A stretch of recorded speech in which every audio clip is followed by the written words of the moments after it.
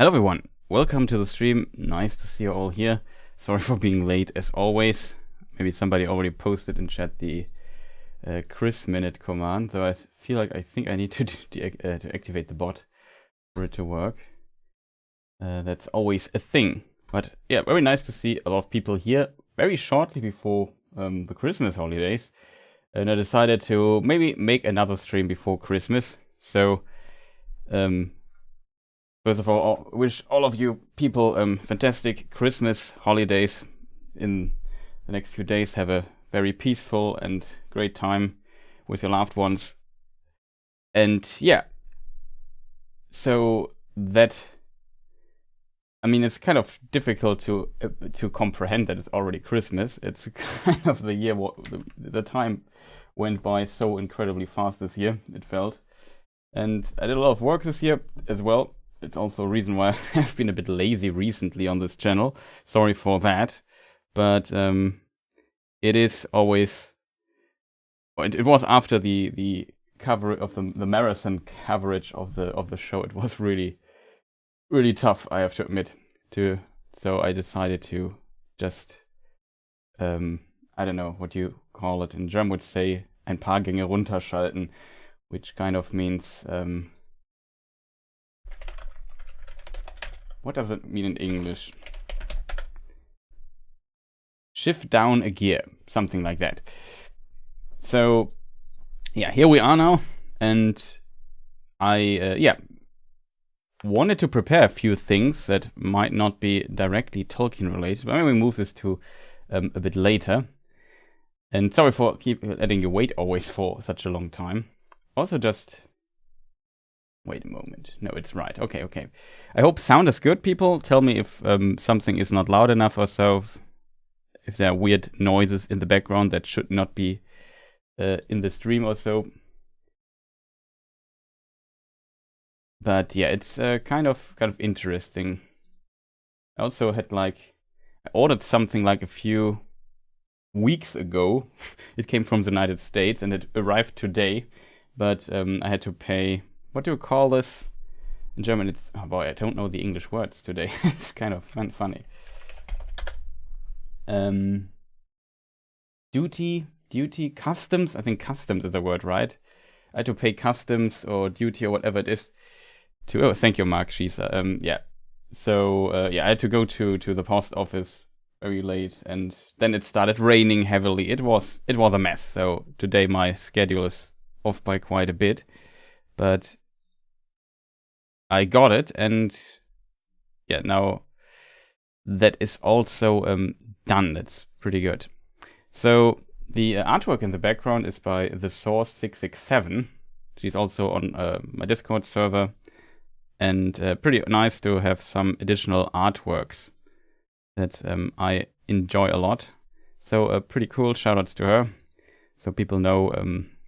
I don't know, if you want to see some of her art stuff, check the art channel on my Discord server. There she often posts it. Kind of interesting. Import taxes. Yeah, that's probably also correct. Also, we already start with Tolkien questions here. Let me just get this here a bit bigger. To be honest, how did I do this usually, chat? I think I use the other monitor here and put chat over there. So I have my production stuff here on the main monitor. Looks like I haven't done this. As we also recently discussed, last time was a watch party for Return of the King. There was a lot of fun. And we will also watch the Hobbit films, but not on Christmas or, I don't know, anytime soon. Not anytime soon. Maybe we could think about it like next week or so, or New Year, next year, I'm not sure. But it shouldn't be that long off, but whatever. Just respond to all questions in German. We'll figure it out. That would be really funny, though.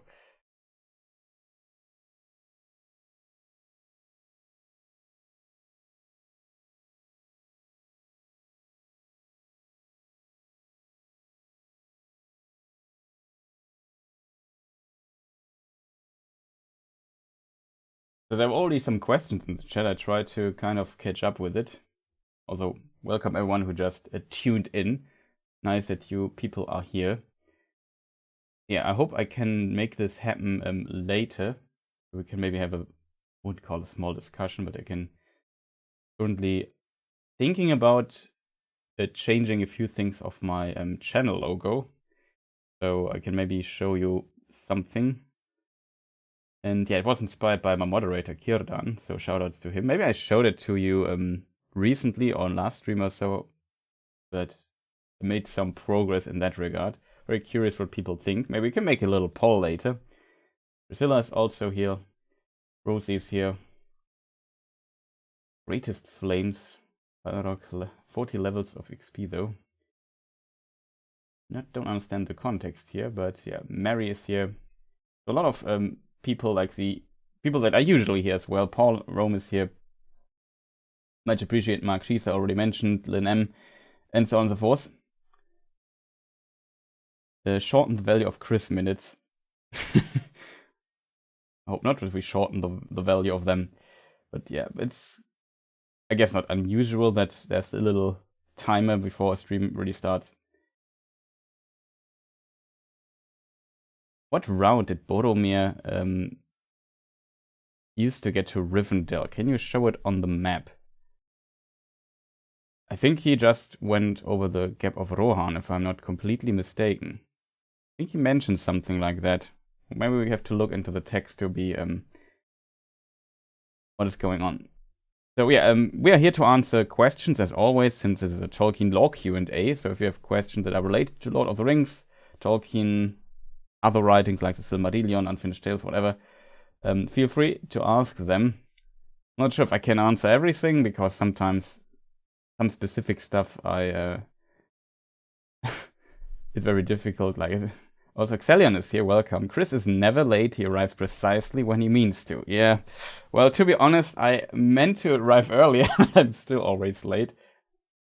Then I forgot, I forgot my tea. I forgot to put a little snack here, so when I'm sitting here for 4 hours, maybe I should go to the bathroom real quick, and then suddenly I'm late, as always. Time management is not my strength, for sure. Also, Husky is here. It's also a name, like, I haven't read in a long time. I know there was a StarCraft caster called Husky from ages ago. I'm not sure what he's doing these days, but kind of interesting.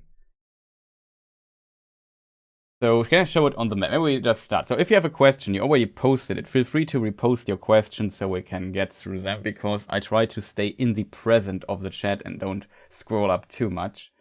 So let's start with the Boromir thing, maybe. Might be interesting. The problem might be that I have to make the map a bit smaller. Else it will be... I have kind of trouble fitting Rivendell and Minas Tirith on the map.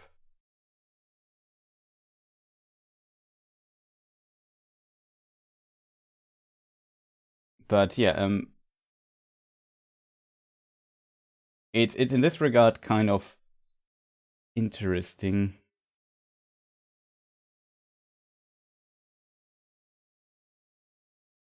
Could even in StarCraft, Warcraft, Lord of the Rings maps laugh. Yeah, that is true. Although planned is like a very relaxing stream here. We come to Husky's question in a moment.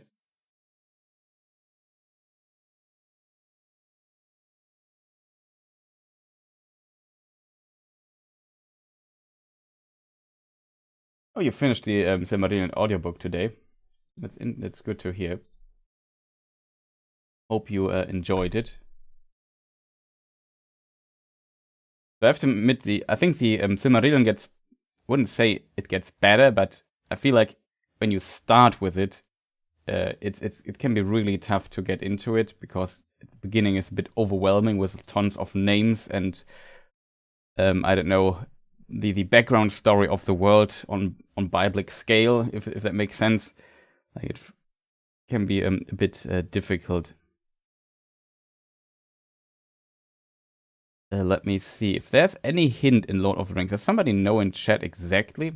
So if we look at the map, so always as said, I have a bit of trouble fitting the map here on the scale I want. This should kind of work. So shoutouts to my moderator who modified the map. This is Third Age map? It is.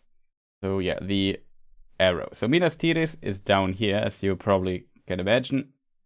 And somewhere from there, Boromir should have started, if I'm not completely mistaken. In the films, he just comes to, I don't know why he comes to Rivendell. In the book, though, he and his brother both had dreams, and they searching for answers there, which is revealed in the chapter, what's it called? The Council of Elrond, of course.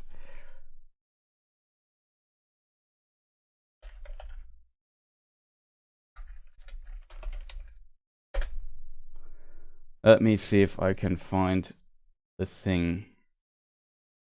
Yeah, in that dream I thought the eastern sky grew dark and there was a growing thunder, but in the west a pale light lingered, and out of it I heard a voice, remote but clear, crying, "Seek for the sword that was broken, in Imladris it dwells. There shall be counsels taken, stronger than Morgul's spells.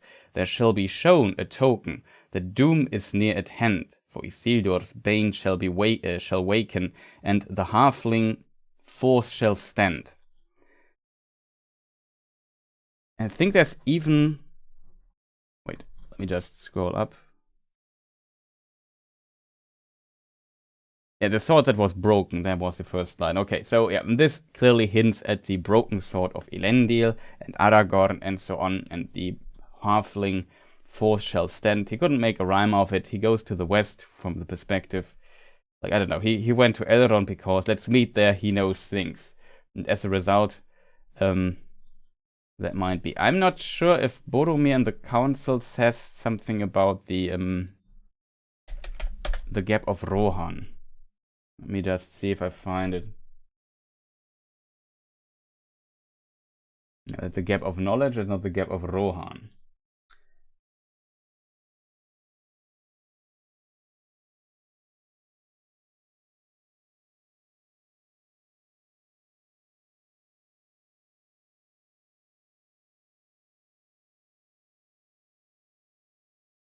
It's a mention here. I really think he went through the Gap of Rohan to come to Imladris. Further sounds, there are no passes till one comes to the Gap of Rohan. I do not trust.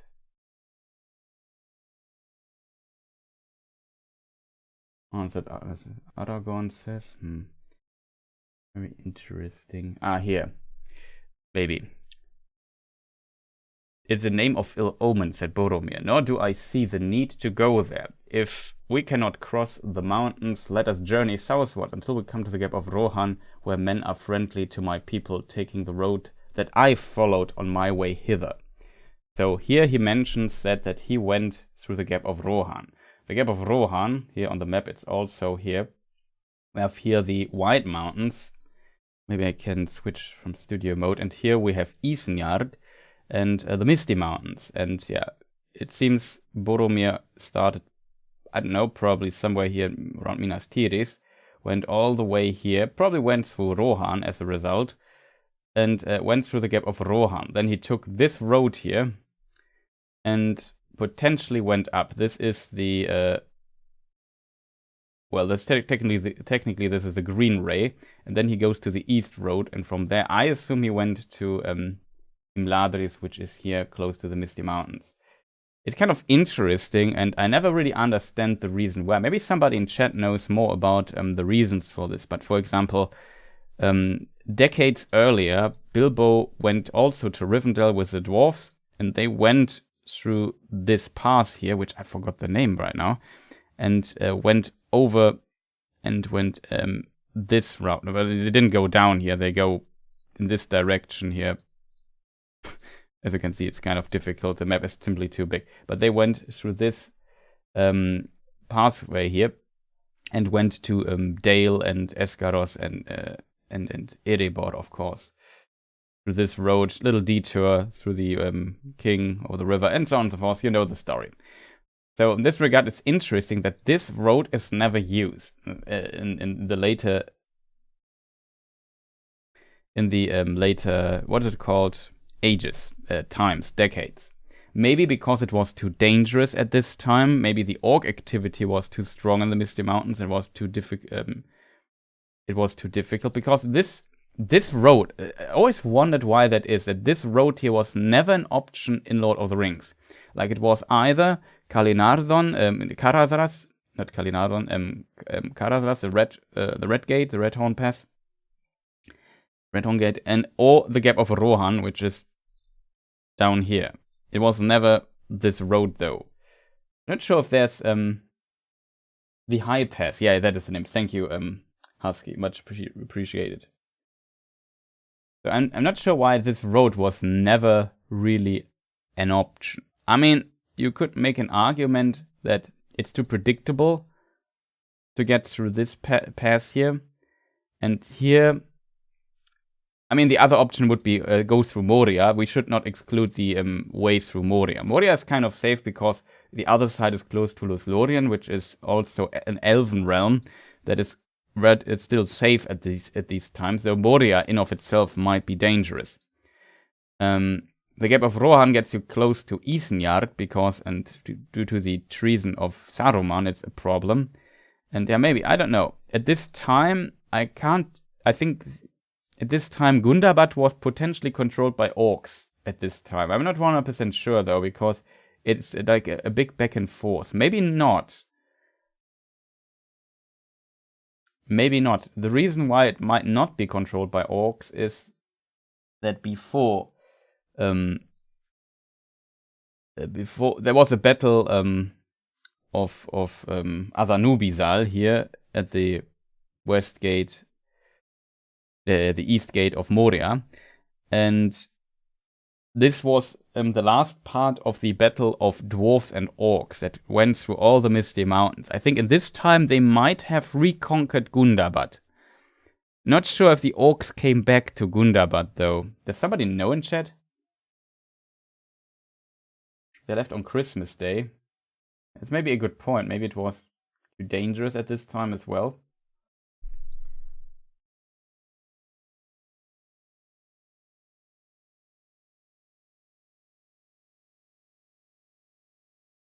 It's kind of fitting that the question then when they left on Christmas Day. Let me just get my Appendix B open here. There we can see it with a lot of precision.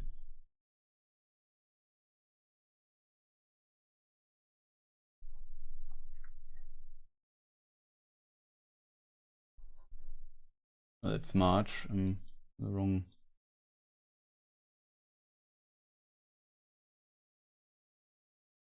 December. The Company of the Ring leaves Rivendell at dusk. 25th of December. Very, very interesting.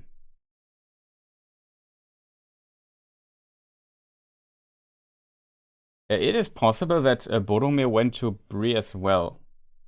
If he didn't take like a huge shortcut, which I don't see why he would. Like he has like this prophecy, so I don't. It doesn't feel like he was in a hurry that he should have shortcutted through. I don't know.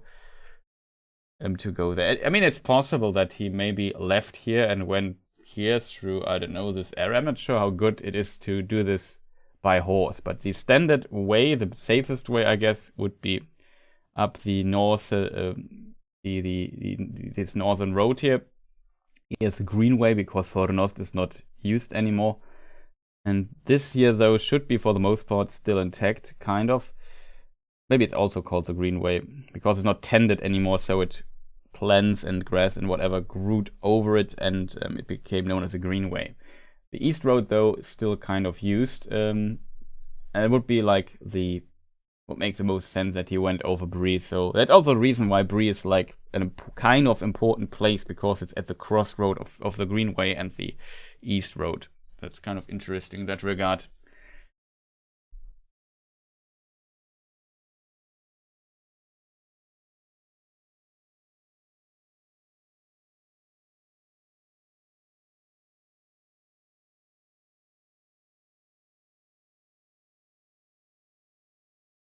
Yeah, it's kind of interesting, right? If you look at the dates.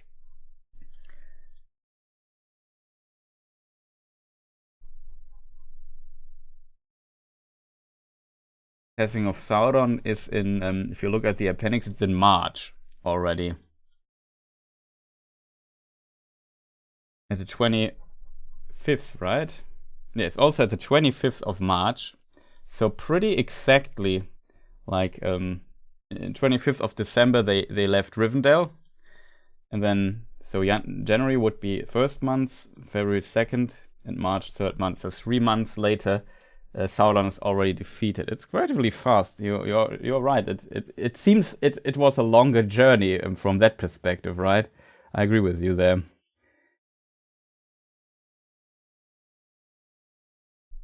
So that is kind of interesting.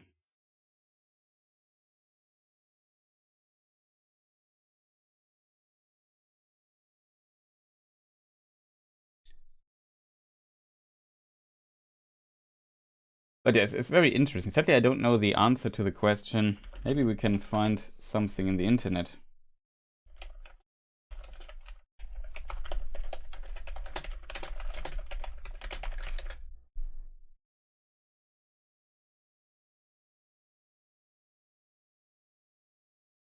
Okay, the answer here somebody gives, it's winter. So probably in winter you can't use the high pass. That might be a very good reason.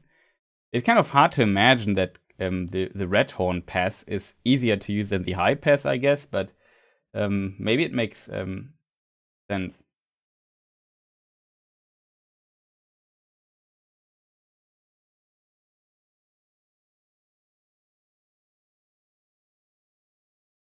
Also, maybe a good idea. Maybe they discuss this in the chapter as well. By the way, the section I read about the Gap of Rohan is not in Council of Elrond. It's in A Journey in the Dark. So it's 2 chapters later. Let me just get back to the Council of Elrond. I'm very curious if the high pass is mentioned there. Maybe it's also the Ring Goes South, also I'm not sure. Get returned over the high pass that was called. Oh, wait, that's the wrong high pass.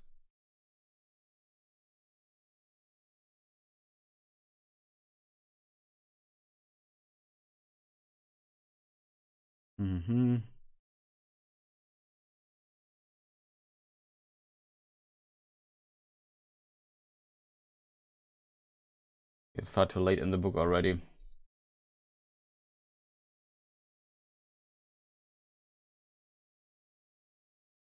Red high pass appears kind of a few times.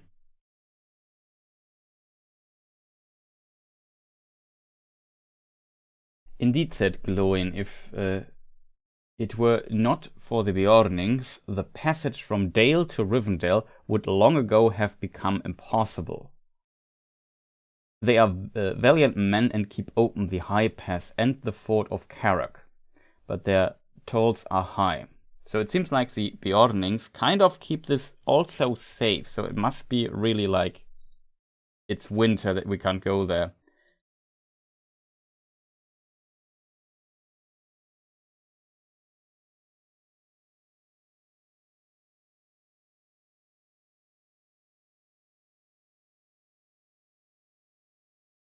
Very interesting.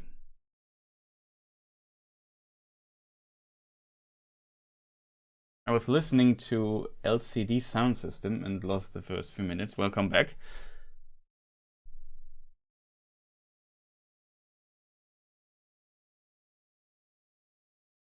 Mordor speedrun gems.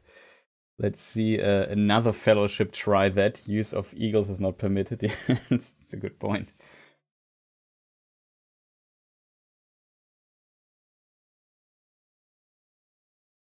Check this out, guys. My trick is to sacrifice your wizard in Moria for a hell of a shortcut. It's a good point. Maybe it was also Sauron that they feared for sure, because oh, you still see the map, right? Because here in Dol Guldur, Sauron, we learn this in the Hunt for the Ring in Unfinished Tales, that Sauron placed in one version one Carmul, and in one version Carmul and another Nazgul there. So 2 Nazgul later were stationed here in Dol Guldur to also kind of look over this region. I assume there might be another reason why they tried to avoid using this. And they sneaked by going through LotR, which kind of helped them, I guess. So very interesting.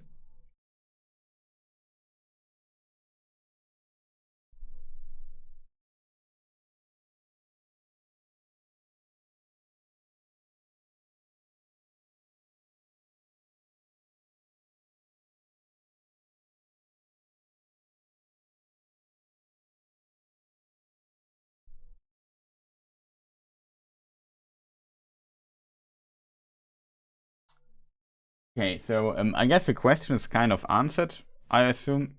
So yeah, just to summarize, he went through the gap of Rohan, potentially the Green Wave, maybe over Bree, we don't know for sure.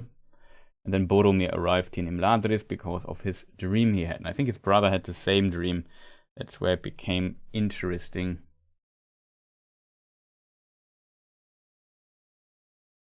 Oh, you mean Saruman was what they feared? Also a possibility. Like that was the reason why they potentially decided to go over the gap of Rohan, because it would bring them too close to Isengard or Isengard. The name pronunciation of this place is really difficult, in my opinion.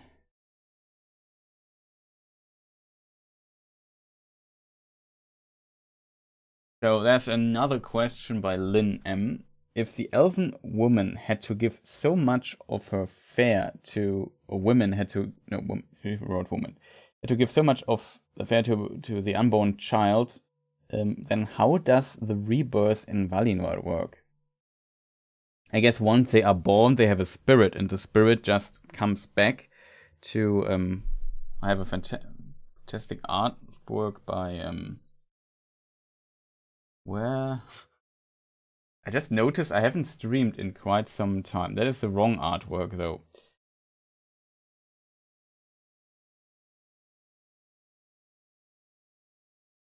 Wait a moment, chat. I have an artwork that shows the halls of Mandos. So they return to the halls of Mandos, like their spirit returns to the halls of Mandos. And they are technically not, like it's complicated. There is a version where elves are reborn and then kind of fast forward through their childhood and become the person they were before. That was one version Tolkien wrote, but he didn't like that. So he created a different version. All I need to do now is find the image, which takes a moment. I think I've found it. There's pretty much no real good description for the Halls of Mandos, but that's the best artwork I have for it. And by Peter Macri, shoutouts. And yeah, they come to this place as their spirit, and then in another version Tolkien wrote, Manwë. Do I have an artwork of him? I sure have, by Kimberly80. Manwë has the authority, or got the authority from Eru, that he can basically recreate the body based on the spirit, so that it becomes pretty much the same body as before. And so they get re-embodied in Valinor as a result. I think that is Tolkien's latest version of how elves come back to life, and this idea. So they come to the halls of Mandos. Manwë and the Valar have then the option to see should they be re-embodied again, and then they create a new body for them, and they can walk in Valinor then again. In case of Glorfindel, he also, through his noble sacrifice, we can also read he was empowered. And Maiar would see him as equal. You just see, we have also a Glorfindel artwork somewhere by Sara Morello. I like that a lot. Just have to find here my image. And yeah, Glorfindel is like a special case in this regard. So you can get more powerful from being re-embodied. Here he is. And he was also sent back in one version to Middle-earth. Not in one version. In the Lord of the Rings, he is definitely there, so he has to be sent back. It was not clear for some time if the Glorfindel in Lord of the Rings was the same Glorfindel that died in the fall of Gondolin. But Tolkien in some essay wrote that elven names are unique. I think we find it in Peoples of Middle-earth as well. And this version, he comes back to Middle-earth with the blue wizards. Let me just think for a moment. Here it should be, and there must be like a section called Glorfindel. Círdan. No, is it above the Blue Wizards essay?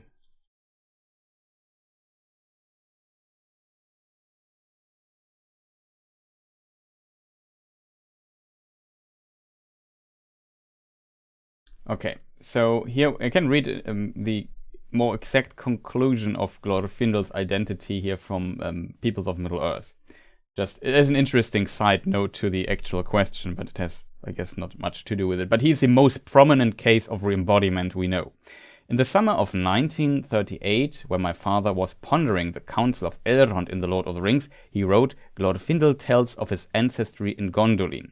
More than 30 years later, he took up the question of whether Glorfindel of Gondolin and Glorfindel of Rivendell were indeed one and the same. And this issued in two discussions together with other brief or fragmentary writings closely associated with them. I will refer to these as Glorfindel 1 and Glorfindel 2.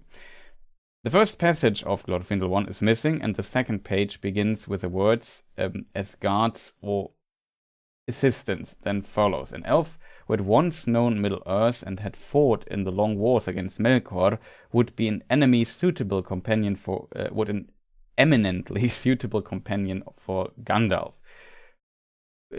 To add to this, in very early versions, it's not here in the text, but in very early versions, Glorfindel took the position of Legolas, and then later Tolkien decided against this and invented Legolas relatively, I think, later in the writing process as a result.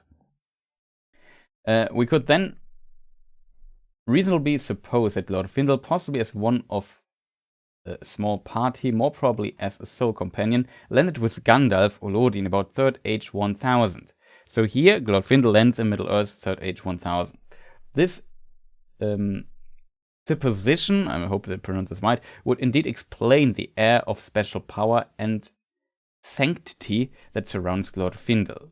Note how the Witch King flies from him, although all others, such as King Earnur, however brave, could not endure or induce their horses to face him. For according accounts, quite, and so on and so forth. Maybe we should skip to the other text because it's interesting. If I remember correctly, later in the text there's also like an interesting passage in text 1. It was a duty of them for the Valar to restore them.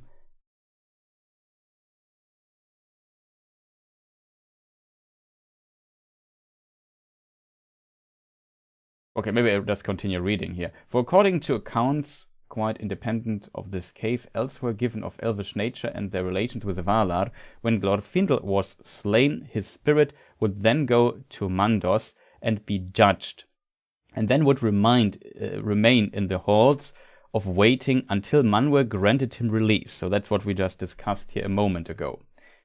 The elves were destined to be by nature immortal within the unknown limits of the life of Earth as a habitable realm, and their disembodiment was a grievous thing. It was a duty, therefore, of the Valar to restore them if they were slain, to incarnate life if they desired it, unless for some grave or rare reason, such as deeds of great evil or any works of malice, of which they remained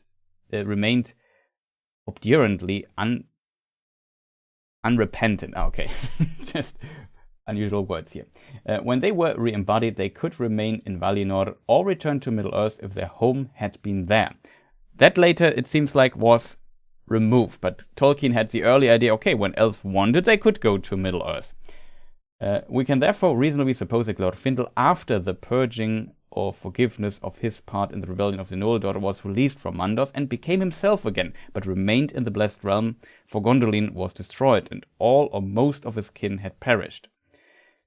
We can thus understand why he seems so powerful, a figure and almost angelic, for he returned to the primitive innocence of the firstborn, and had then lived among those elves who had never rebelled, and in the companionship of the Maiar for ages, from the last years of the First Age through the Second Age to the end of the first millennium of the Third Age, before he returned to Middle-earth. It's indeed probable that he had in Valinor already become a friend and follower of Olorin, and so on and so forth. So it goes a bit further, but I think the most important points we covered here. Then we come to the second essay of Tolkien. In the second essay, Glorfindel is a text of 5 manuscript pages, which undoubtedly followed the first at no long interval, but a slip of paper on which my father hastily set down some thoughts on the matter presumably came between them, since he had said here that while Glorfindel might have come with Gandalf, it seems far more likely that he was sent in the crisis of the Second Age.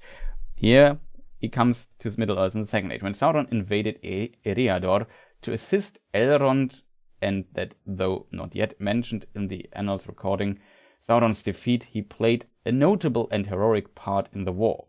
At the end of this note he wrote, Númenórean ship, presumably indicating how Glorfindel might have crossed the Great Sea. That is an interesting detail I completely forget it existed. So in some versions, Glorfindel maybe came to Númenor, because elves sometimes visited Númenor in the Second Age, and from there came to Middle-earth. That's very interesting. This name is in fact derived from the earliest work on the mythology, The Fall of Gondolin. As people may be not aware, The Fall of Gondolin is very old. Like, Tolkien wrote this, and we see it here, composed in 1916 to 17, in which the Elvish language that ultimately became that of the type called Sindarin was in a primitive and unorganized form. And its relation to the High Elven type, it's very primitive, was still Ephesot. I've never seen this word again. I have to even look up what it means. It's kind of funny.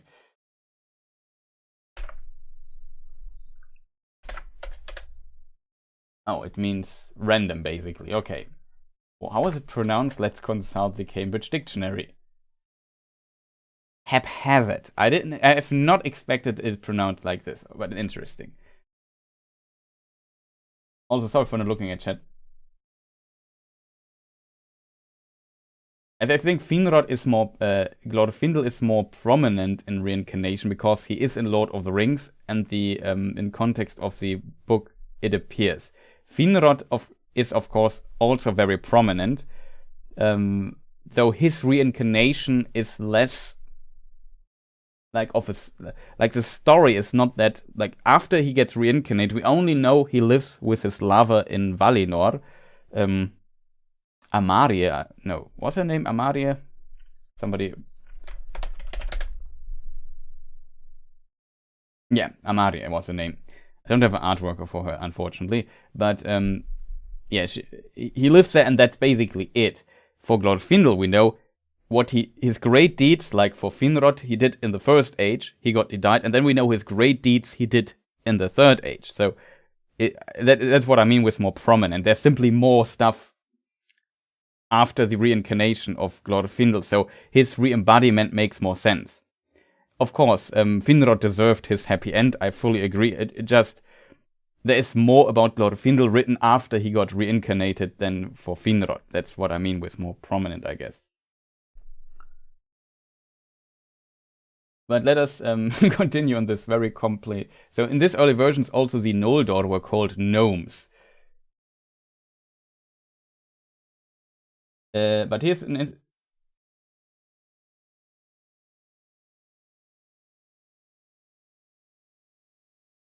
But let's continue. It's kind of interesting what is meant. It was intended to mean golden tressed, Glorfindel, and was the name given to the heroic gnome, the Noldor, a chieftain of Gondolin, who in the pass of Christhorn, Eagle Cleft, fought with a Balrog, a demon, whom he slew at the cost of his own life.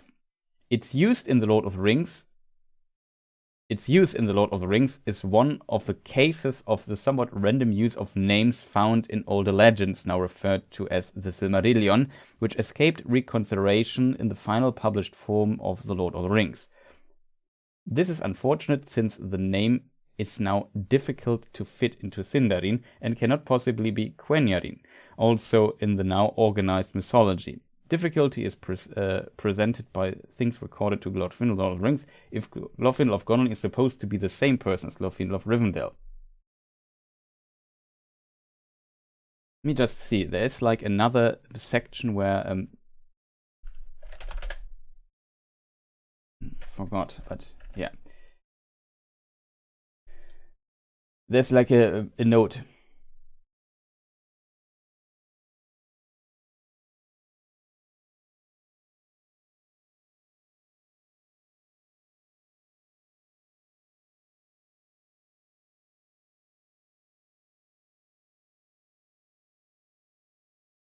Name is derived. Glorfindel's supposed to be the name of Rivendell.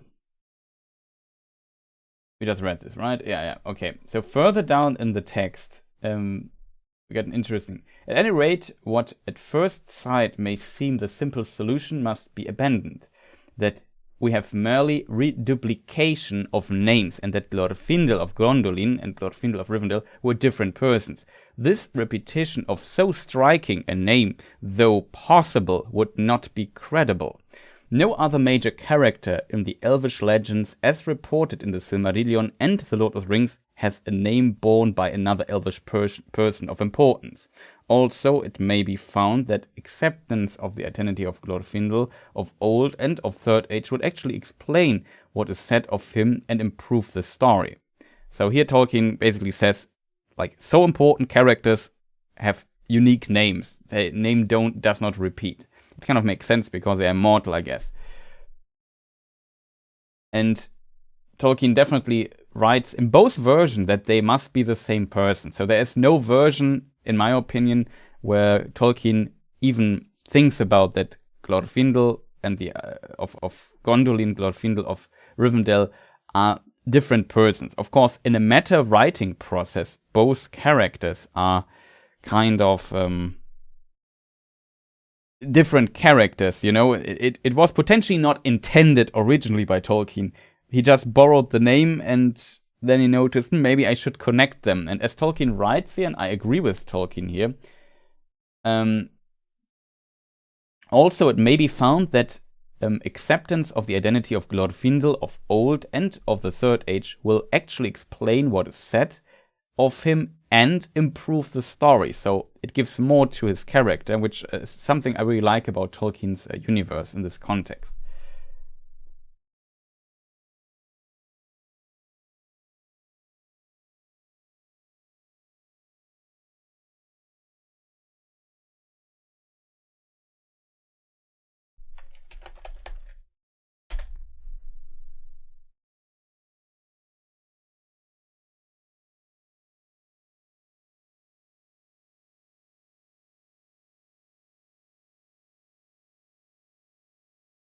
So, yeah, in this context, it continues for a whole while. It's a very interesting chapter. It's in the late writings section of the Peoples of Middle Earth.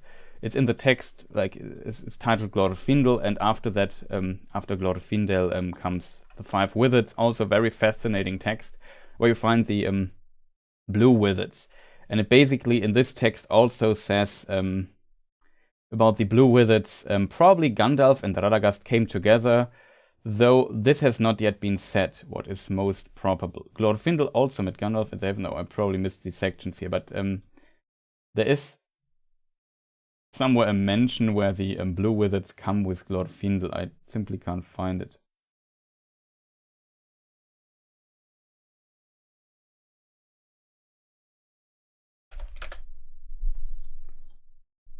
Yeah, the other two came much earlier at the same time, probably as Glorfindel, when matters became very dangerous in the Second Age. Glorfindel was sent to aid Elrond and was, though not yet set, preeminent in the war in Eriador. So, Yeah, but the other two Istari were sent for different purpose, Modinechtar and Romestamo, Darkness Slayer and East Helper. In this version they are called this, in other versions they are called Palando and Alatar. And then in Nature of Middle-earth we also have Hymenar and Palikendo, something like that. I never can memorize the last name.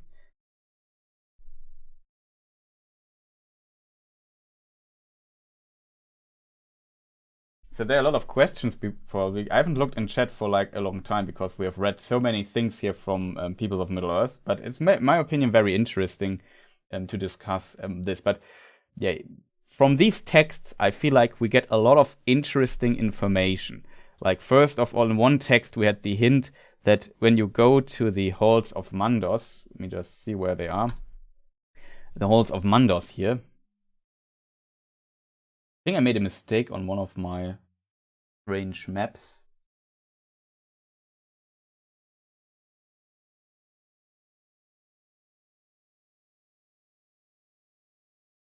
No, I think it's kind of okay.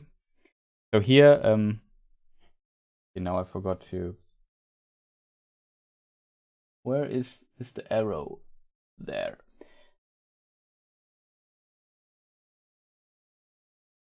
I would argue the position is not 100% correct. I discussed this recently with my moderator Kirda. I'm not sure if he's here. Currently very busy, so he is a bit out of time. But yeah, maybe they are further north than this. Not too much, but somewhere here, pretty much on the west coast side of Aman, the west continent. Maybe somewhere here, maybe here. I don't know. It is not very precise. It's also interesting that I placed the Tyrion here instead of here, or here in the middle. It's pretty hard to say where it is. It should not be here. Like, this is maybe a mistake by my mind. It's not 100% clear where it is exactly. It's somewhere around this passage here between Taniquetil and yeah, the other Pelori parts, mountain things. But it is kind of interesting to discuss this. Where were we? We were here with Glorfindel, right? So yeah, in this regard, it's kind of interesting that he goes to the halls of Mandos and waits there. It's not like he goes there, gets judged, and immediately gets re-embodied, but Tolkien even calls this the halls of waiting. So he has to wait there for a moment. Very interesting. Also, Ardis Aurelian is here. Welcome. Exactly. Valinor is basically Florida. That is probably the biggest secret of this place. No, it's hard to tell. Like, keep in mind that my representation of Valinor is a sketch. Like, this is just... It's not very precise. I did put some research in to place the places, but it's really difficult at times. Yeah, I zoomed out a little bit. Still not helping. Something like this. Maybe we just press this button. Yeah. Something like this. Don't ask me.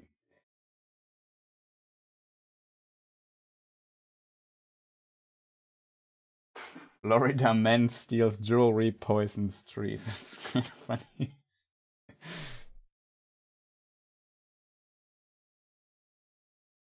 Isn't there something west of it? Depends on the time, I guess.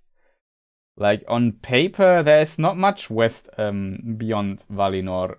When the world was flat, basically, there was space behind it, kind of. Maybe later there was ocean when it was bent and it was moved to... I don't know. I just made it all blue. I kind of like the color, so there's that. Florida man is like a town for boats.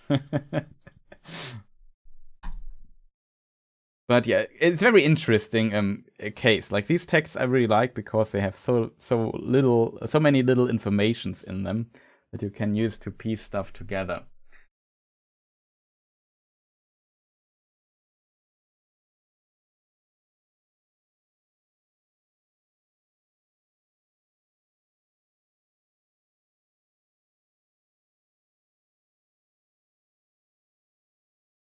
There was a question by Joe.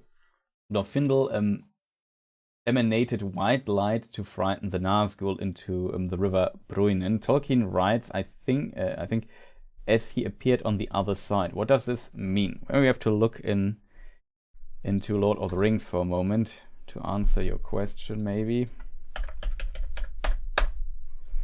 Sorry, just hit the button really with a lot of force here.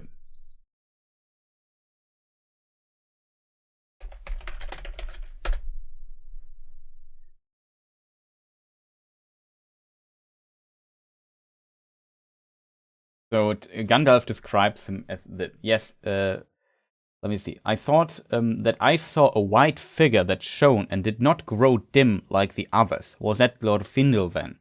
And this here must be noted that Frodo was very close to dying and was moved into the unseen. So I interpret that Frodo was able to see the unseen in this status.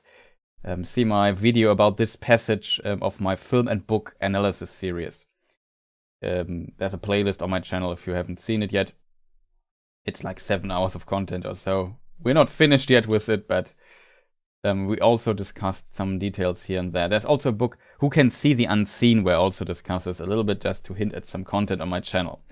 Yes, you saw him for a moment as he is upon the other side. One of the mighty of the firstborn. He is an elf lord of a house of princes. Indeed, there is a power in Rivendell to withstand the might of Mordor for a while, and elsewhere other powers still dwell. There is power too of another kind in the Shire, but all such places will soon become islands under siege if things go on as they are going.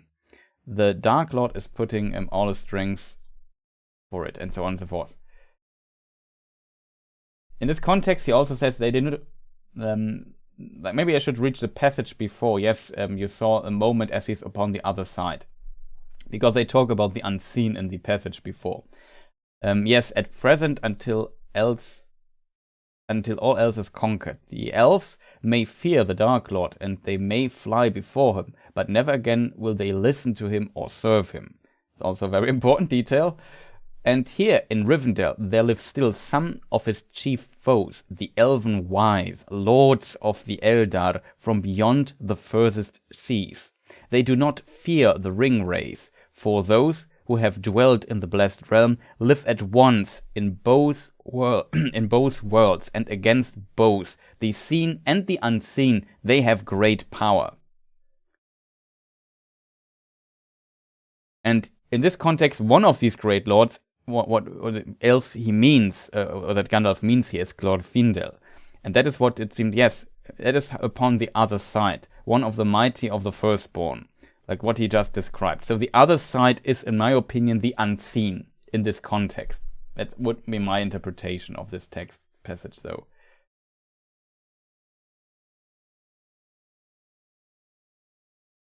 Are there any maps of the unseen realm? Are there continents? I think the unseen realm and the seen realm are kind of similar in this regard when it comes to its form. Just that the unseen can't be seen by mortal eyes, and the seen can.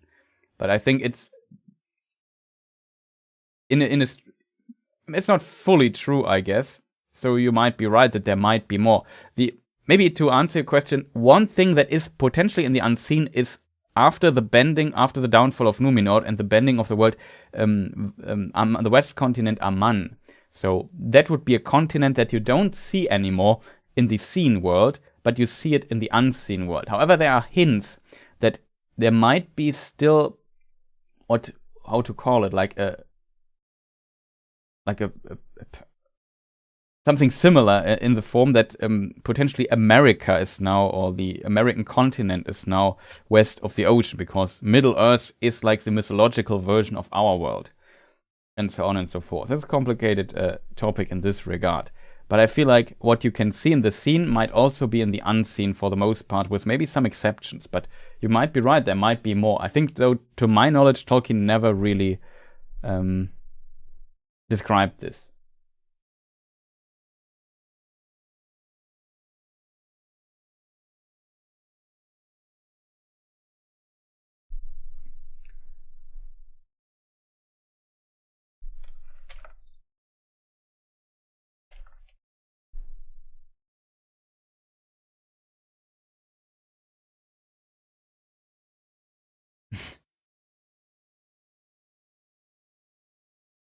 No, that's Glorfindel that we see here. Kieran chips have properties of the unseen world to be able to reach Aman. Maybe, potentially. Later on, I would assume it's hard to tell because there is a version that didn't make it into the Silmarillion, but originally Tolkien had the idea that the story of the elves and so on was found by Elfwine, an Anglo-Saxon lord or king, and he sailed to the west and found the straight road that leads to the west continent Aman, and in Aman he this place here. And in Aman he found as a second age map though, but a sketch of Arda. There he found the elves and he told them the stories and then he returned, I think. But in this context, it is how to say, kind of difficult to tell. Like maybe also the ship of Elfwine also had unseen properties, maybe, or maybe it's not that difficult to get there for reasons. It's really hard to tell. Maybe, I don't know.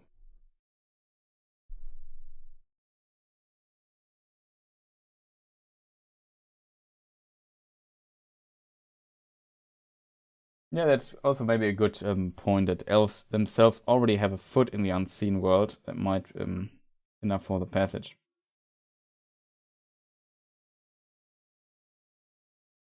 You might be right. He's a descendant from Earendil, kind of, right? Could also have to do with that, but it's difficult to tell.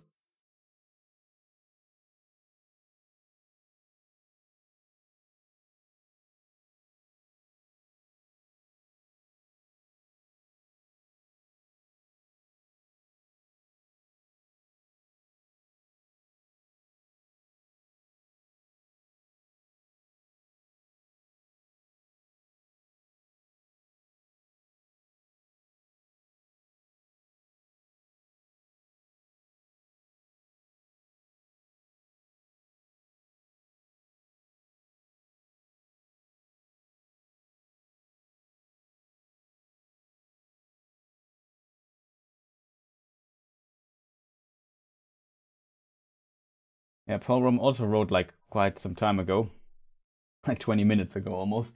Let's say 50 minutes ago. I'm guessing he was trying out naming convention at the time whereby memory of all creations would eventually devolve into our standard fairy creatures. Yeah, potentially.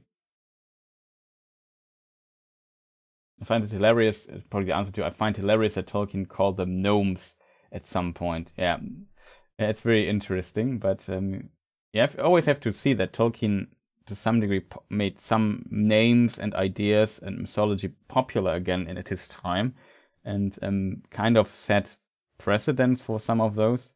So he had a very, very huge influence on the fantasy genre as a whole and all these fantasy creatures we know.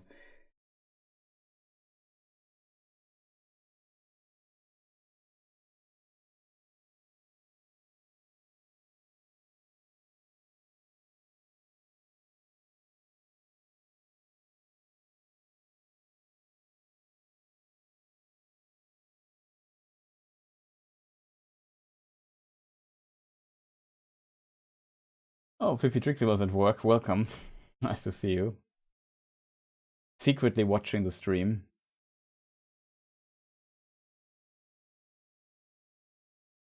No, Fair is just the spirit. The body is the Proa.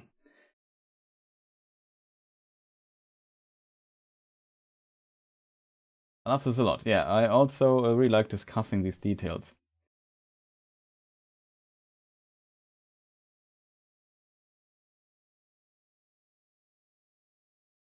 Calabeth, Valinor and Eressa were taken from it into the realm of hidden things. Yeah. That is true. As far as we know, Tolkien, the realm of hidden things is not a specific place, though. It's literally everywhere. Yeah, kind of. I would maybe see it also as the, I guess, unseen. I got to go into some relaxation.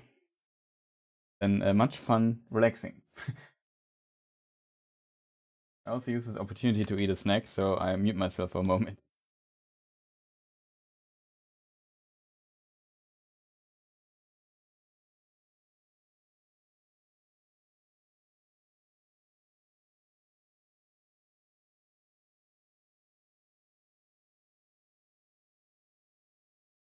Happy holidays to you as well. Notices Priscilla TV sneak away to write fanfiction.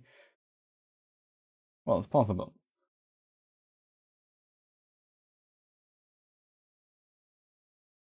Welcome the Honey Bun Empress Honey Bun.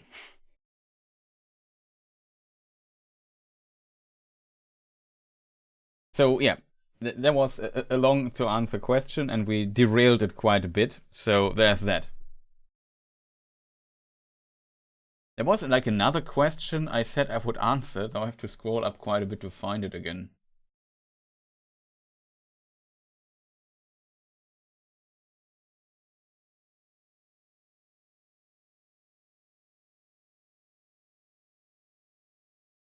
So Thomas asked, like, how long do you think, because it kind of connects to what we just said. I guess it indirectly answered it already. How long do you think that the choice of humanity or Elvish will remain in Elrond's bloodline forever? Do you think Arwen, Aragorn's child, will have a choice to live a mortal life? I think no, they won't have a choice anymore because they are not half-elven anymore. I think the half-elven part, well, at some point they are not half-elven anymore. It's kind of difficult, especially the status of Eldarion. I'm not even sure if is he considered a half-elven still? I mean, his father is mortal, his mother is elvish, so in theory, he should be half-elven as well. But however, when we look at the Numenorian line of Elros, I think it's only for like 3 generations or so, and then they still are considered mortal again. It's a bit easier, I guess, or it takes longer, I guess, due to the longer lifespans in the elven lines.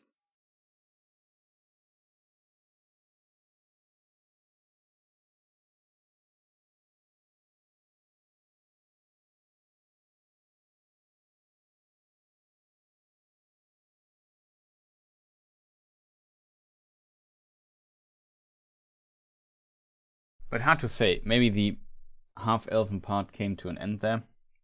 I mean, it's really complicated in this regard. I guess Arwen is also is definitely half-elven in a. I would argue. Well, is she? That's a really complicated case. I mean, the half-elven concept is also. It was one of the half-elven married to Elrond. It's really complicated, and it gets very complicated in this regard. There's like a statement somewhere, maybe in Nature of Middle-earth, that goes a bit into the direction that there's like a limit over generations. And there are other special cases, like the Princes of Dol Amroth, that also have an elvish ancestor. They are not considered half-elven in the same sense as Arwen and Elrond are. But yeah, it's very complicated. But we just discussed that potentially Elfwine is, I think, also. No, he's a descendant of Eärendil as well. So in a way, Tolkien potentially intended that the line continues in a way, but I think the specific parts of the being half elvish slowly is diminished and ceases to exist over a few generations. So I don't think there's more about it, though it might make those persons very special.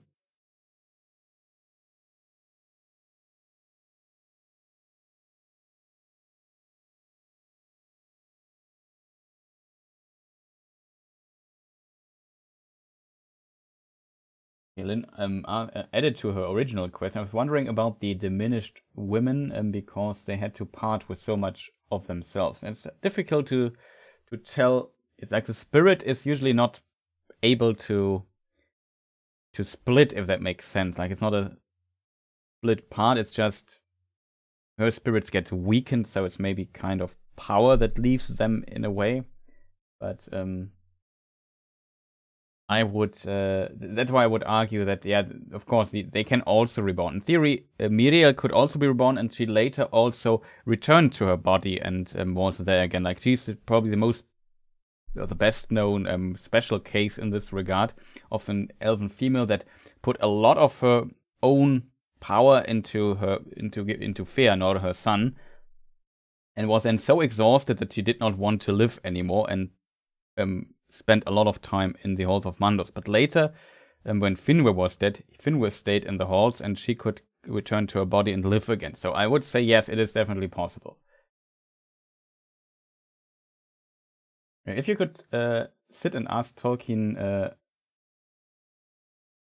should ask him a best question, what would you ask him? Well, that's a very. I always thought about this particular question. I have to think about it for a moment, to be honest. It's a difficult question, but a good question. Maybe I would ask something about the special cases I'm very curious of. Maybe I would ask him about the exact status of the half-elven. Like, what's the difference between the half-elven of Dol Amros and the half-elven of Elrond?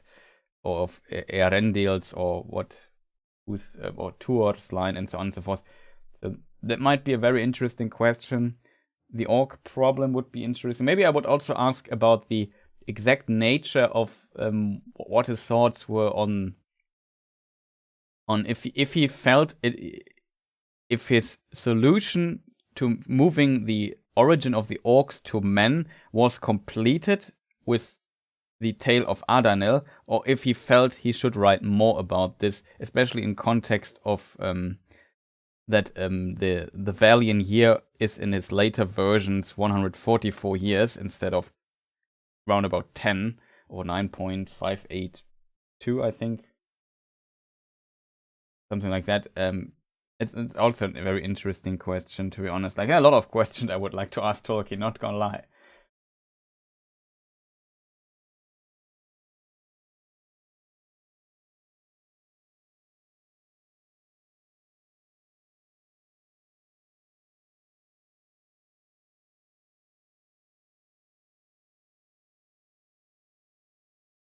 Population estimates, Paul asked before that. In Nature of Middle-earth, there are some calculations here and there, but nothing I know out of my head, or nothing. You asked about the Third Age, so no, I don't really know any notes on exact numbers there by Tolkien.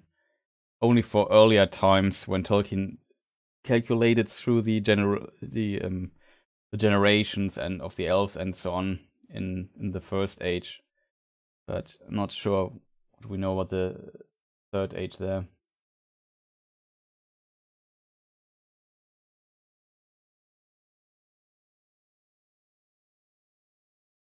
There was like a question about Tuor as well. I remember that very early on here, and when we started the stream. Like, why there was what happened to Tuor? Tuor is like a special. No, Tuor. It was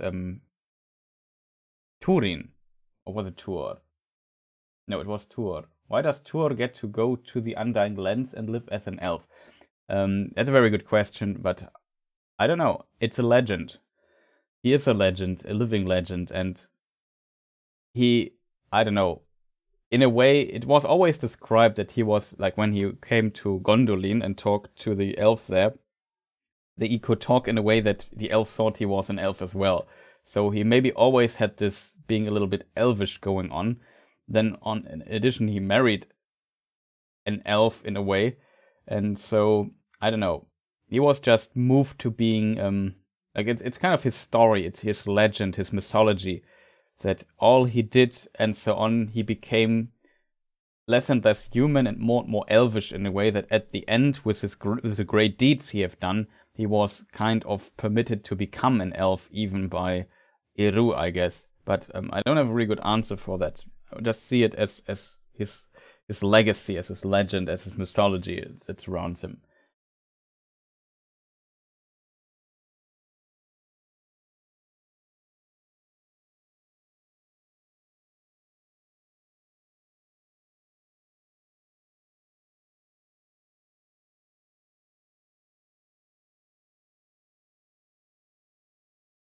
I said I would answer some question. I forgot which question it was. Population.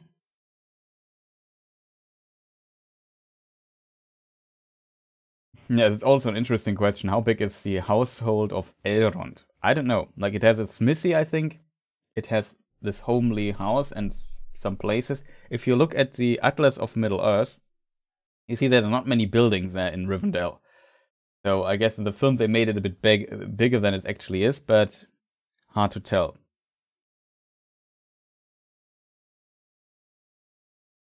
How did Boromir know where to go? I think Rivendell is for sure. Like, Boromir is like the son of the ruling steward of Gondor, and he's educated simply in many ways. So he should know the most important places, of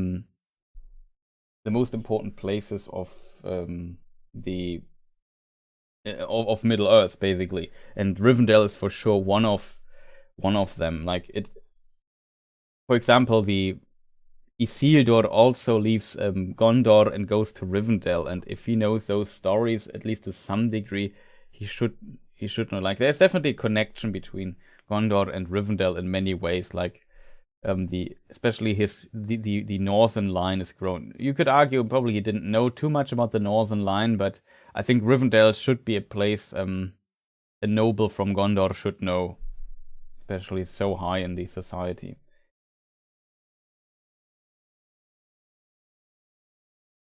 Now, we discussed when they leave, the time difference. I don't know. You probably have to ask the question again.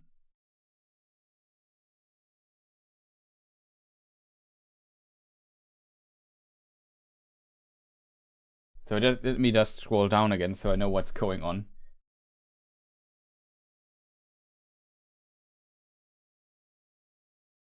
I take the tour. Wow.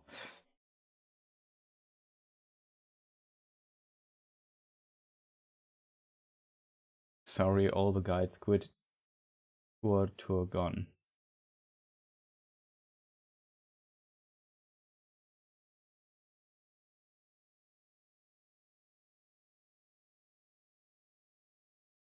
No, that's probably not true that Tolkien only wrote happy-go-lucky fairy tales. I would disagree with that.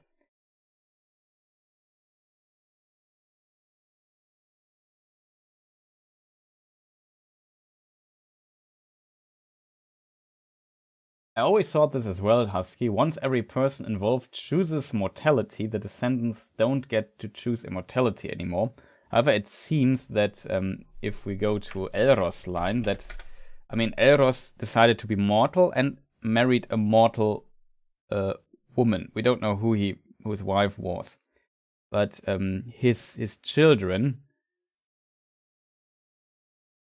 also kind of interesting. I think his child Vardamir is still considered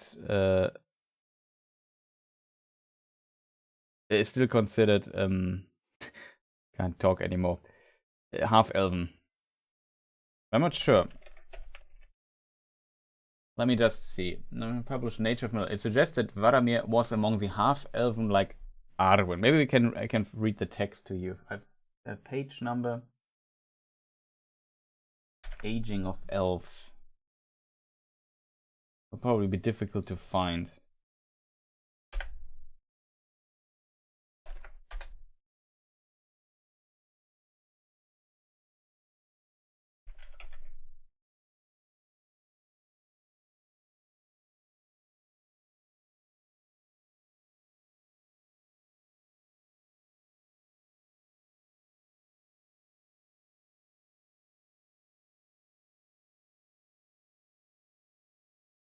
Let me see. The only way of making Arwen younger. Eärendil was only 39. Okay, it's very complicated text, unfortunately.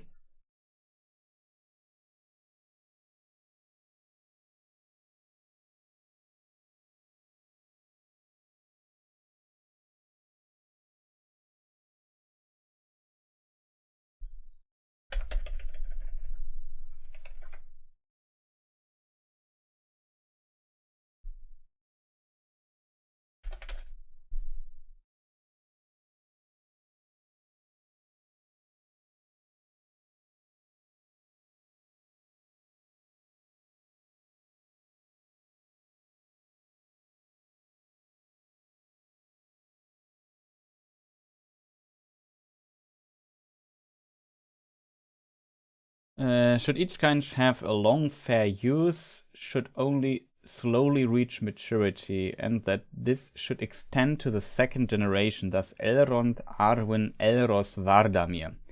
That's what I mean. So it's not 3 generations, it's 2 generations down the line. So yeah, I don't know. It's complicated though.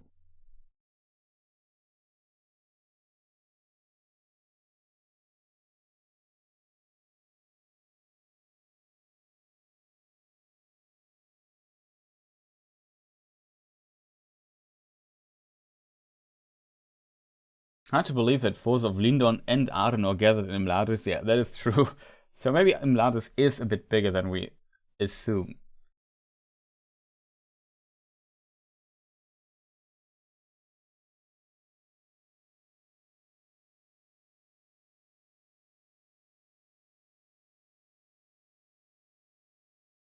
Is Boromir a real noble? His is the line of Truchsess, of ruling steward, a noble line. I would say yes, of course. He is noble. Like let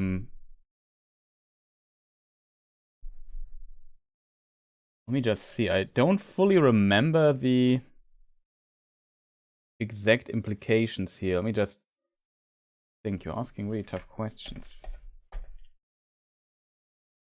Like Denethor the second, like I mean he's a ruling steward, so of course he's a noble in that way.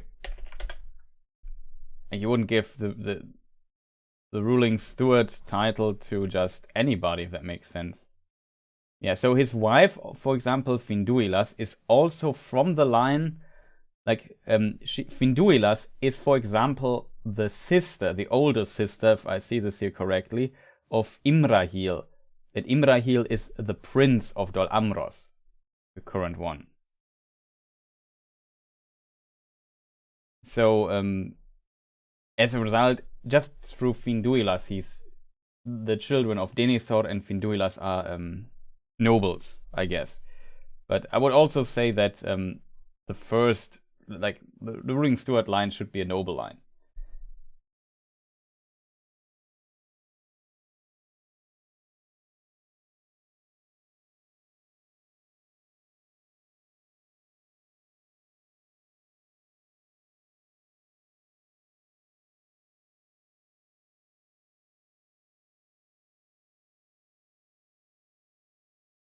Tushan, also welcome. Nice to see you here. Wish you fantastic holidays as well, or holiday season. Treebeard says the elves taught the Ents to speak, so presumably the first language they learned was an Elvish language. So if that is their native language, why would they invent Old Entish after it? I guess maybe it fits their nature to speak better, to have their own language, their own identity. Because they're not elves, they are, I guess, quite different from elves. But it makes sense that they learned from the elf their language, because the Ents were created with the problem of dwarves destroying too many trees. So the forests had no way of defending themselves, and Yavanna suggested that there should be Ents, and then Ents came into the creation of Eru as a result. But that implies, kind of, in my opinion, and the Ents are younger than the dwarves, or maybe the same age as the dwarves, if that makes sense. And from the awakening standpoint, the dwarves are older than the elves, but just from the awakening standpoint, the dwarves are younger than the elves. Because the elves are the firstborn.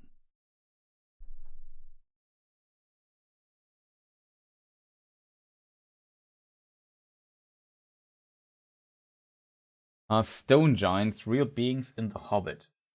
That is a pretty tough to answer question, I would argue. Where is Aeglos? That's also a good question. What happened with this? I don't know. Like, Gil-galad, of course, had Aeglos, his spear, that he also used in the Battle of the Last Alliance. Gil-galad died there. What then happened with his spear Aeglos is not known, I think. I'm not sure if there's any record of it. In theory, I would assume, because the Last Alliance, spoiler, won against Sauron, that it was kind of collected and placed somewhere. Maybe, I'm not sure where Gil-galad is buried as well, so maybe it's at his grave or so. I don't know. Hard to tell. We definitely know that elves, though, had graves for elves. Like, there are 2 instances in the Silmarillion that I currently can think of. Finrod was buried by Beren and Luthien, and Glorfindel was also put into, what's it called? I forgot the word. Like a stone, a stone thing. It starts with a C, and I forgot how it's written, and I forgot how it's pronounced.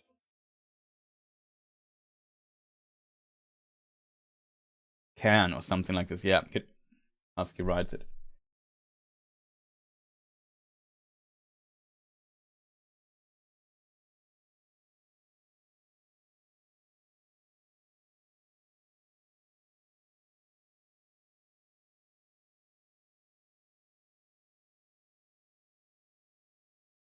Yeah, the giant, like the Hobbit. If something is written in the Hobbit, it's always like a very weird, unusual, special case, because originally the Hobbit world was not part of the Tolkien Lord of the Rings world and of the Silmarillion world. Maybe very early Tolkien wanted to bring it into the same world, but he didn't, and just borrowed a lot of names for it. That makes it always very difficult to place the Hobbit. As you say, it could also be an exaggeration by Bilbo, or just, how does somebody phrase it, flowery language for a storm or something.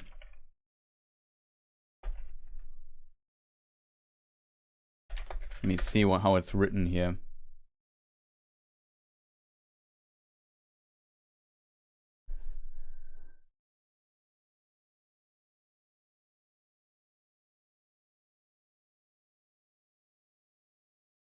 There they were sheltering under a hanging rock for the night, and he lay beneath a blanket and shook from his head to toe. When he peeped out in the lightning flashes, he saw that across the valley the stone giants were out and were hurling rocks at one another for a game, and catching them and tossing them down into the darkness, where they smashed among the trees far below, or splintered into little bits with a bang.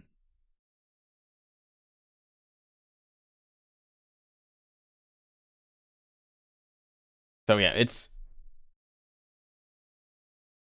it could, like I said, like you said, it could have been just a description, a metaphor for the storm, for a landslide. I don't know. It could also be mythological beings. Like, there's also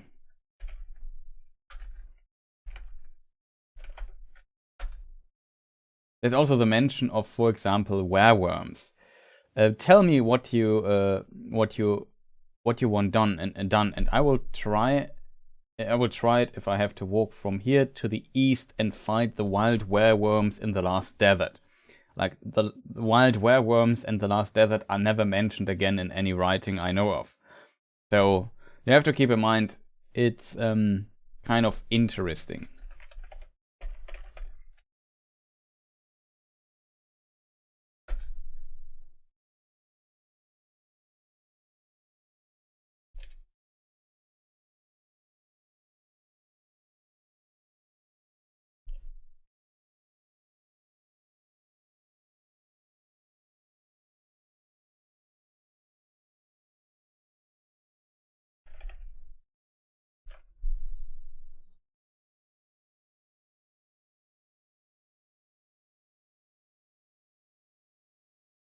Yeah, there's also,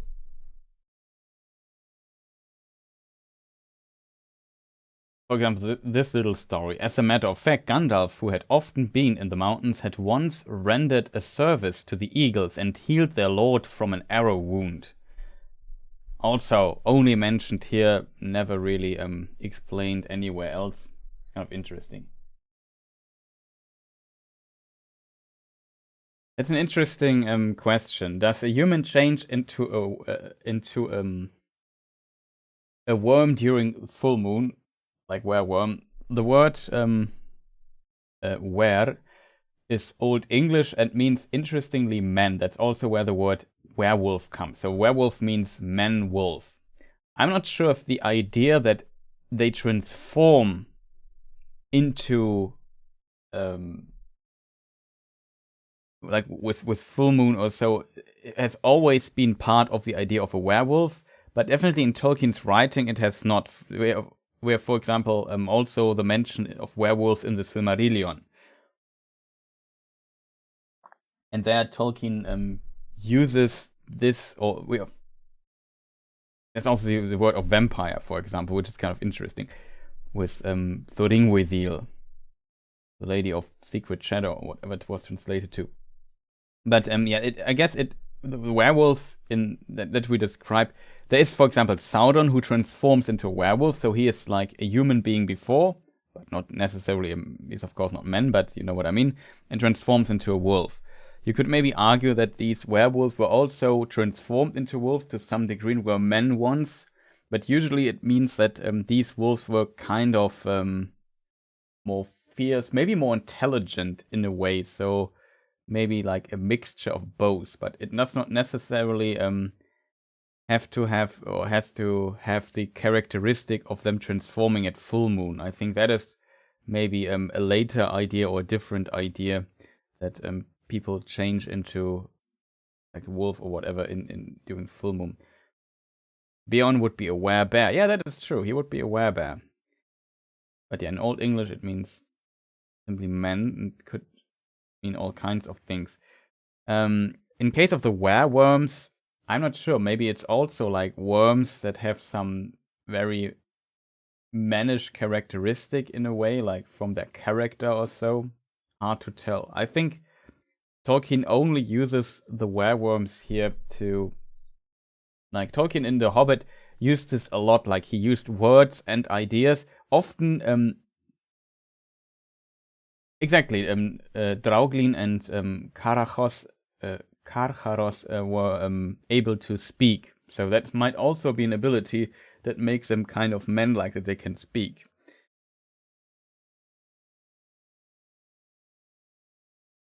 But yeah, in this, like, Tolkien often uses in The Hobbit the ideas that he maybe borrowed from his other writings, from the Silmarillion and so on. Like, we have Gondolin mentioned in it. We have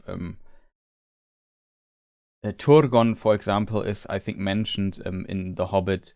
We have Elrond mentioned in The Hobbit. Elrond was originally also like in a character Tolkien wrote much earlier.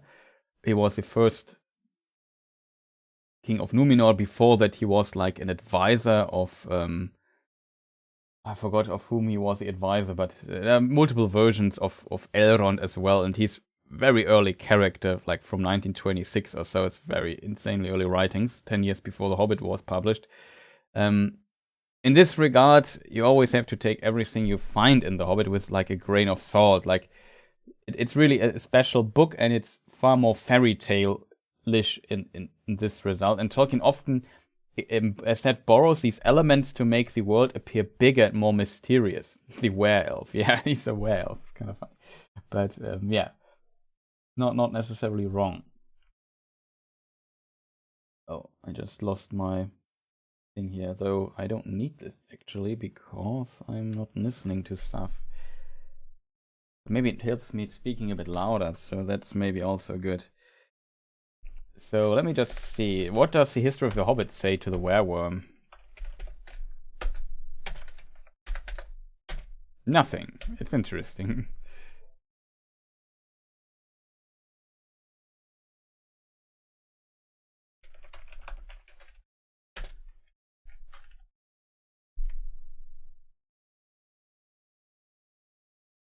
Should be with a written with a dash.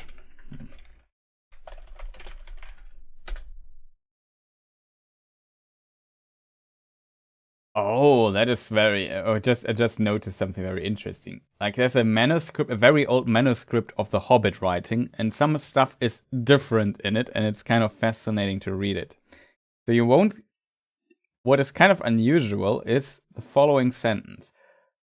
But treat it as the right one. Tell me what you want me to do, and I will try it. If you have to walk from here to the last desert in the east and fight wild wire worms of the Chinese. I had a great uncle, Bulwerod took, and here it stops. So in a very old manuscript, it were wild wire worms instead of wereworms, and they were wireworms of the Chinese. That's kind of interesting. So maybe, what is a wireworm? Does somebody have an association with this particular term? It's very in context with China. No, you have to see. This is in a version of the Hobbit that the manuscript Tolkien wrote, and was never published. Like, it was Tolkien, like the version, the first edition of the Hobbit that was published in 1937 is different from this text here. This text is older than the version from this. And here are a very famous thing here, for example, is that in the published version, Elrond is kind as summer, even in the first edition of The Hobbit, but in this manuscript he's kind as Christmas. So Tolkien tried to avoid the references to our world more. And of course you have to, in the context of Middle-earth is the mythological version of our world, and it later even becomes kind of our world. But it's complicated in this regard, but it's a very interesting topic in this.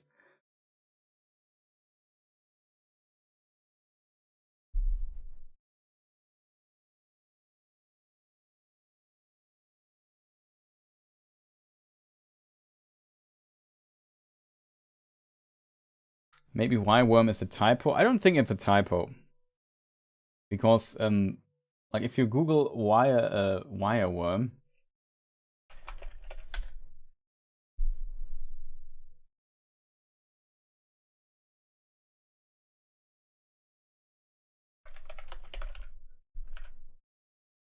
it's definitely a word.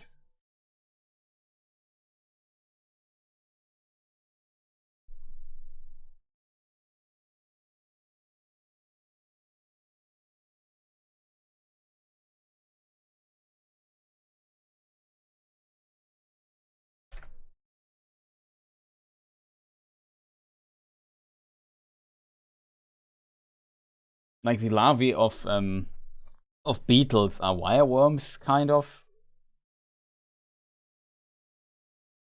I'm not sure if this is public domain. It is public domain.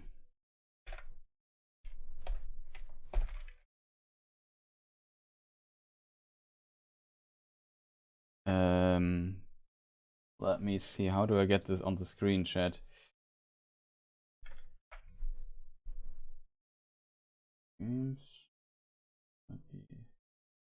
Window capture.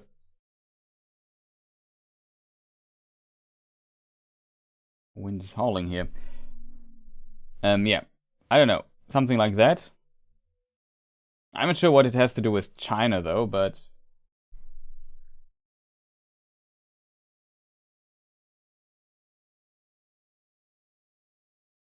that might be extra long worm and slender potentially. It's a good point. Tolkien calls dragons worms, and the Chinese also have these snake or these very long dragons in their mythology. So maybe that is connected. So maybe the wereworms are actually dragons, potentially proto-dragon. That's an interesting way to see it.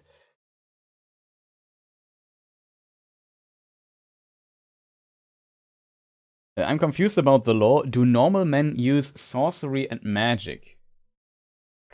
I would say potentially under certain circumstances. That is definitely a possibility. Like if we read, for example, the Silmarillion, which I now have to find. Let me just see. Silmarillion, where are you? I need you now.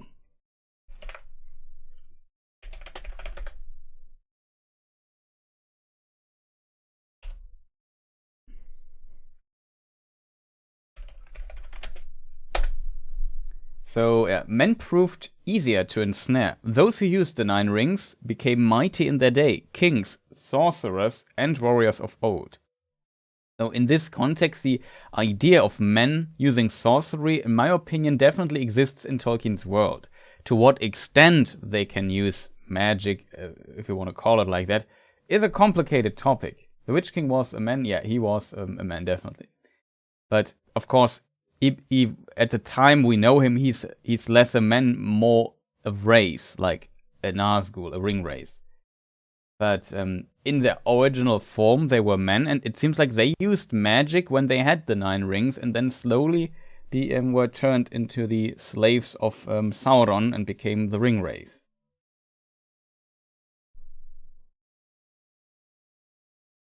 Oh, nice. The Brothers of Kryn is also there. Also another Tolkien content creator. Check him out if you have not yet. Yeah, for example, he made his sword engulfed with fire. There's a very interesting note about the Witch King in the in form of the appendices. And the Lothos talk about the Witch King. We try to find it. Probably faster this way. In Lord of the Rings, Appendix A, we can find this.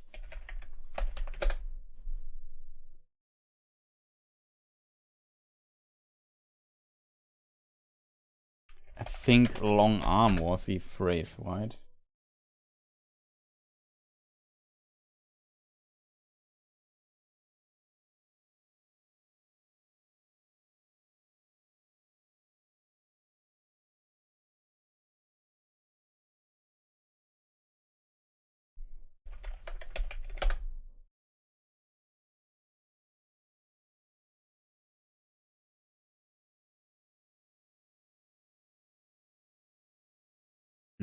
Where is it? It was not long arm.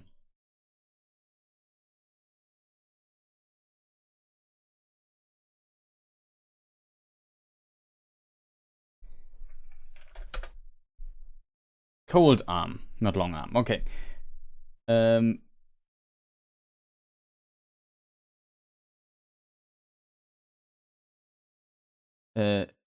If they have them, let the seamen that Círdan sent, bring us food and other things that we need, and you may stay here till the Witch King goes home. For in summer his power wanes, but now his breath is deadly and his cold arm is long. And then later what happens in this, that a storm appears. Some could interpret it that maybe the Witch King could also summon a storm. Then we have, he summons the Barrow Wights to Cardolan and stuff like this. So he definitely has some, let's call it magic. The magic term is very complicated in Tolkien's universe. Christoph here also says 2 types of magic used in Tolkien's world, Magica and Goetica.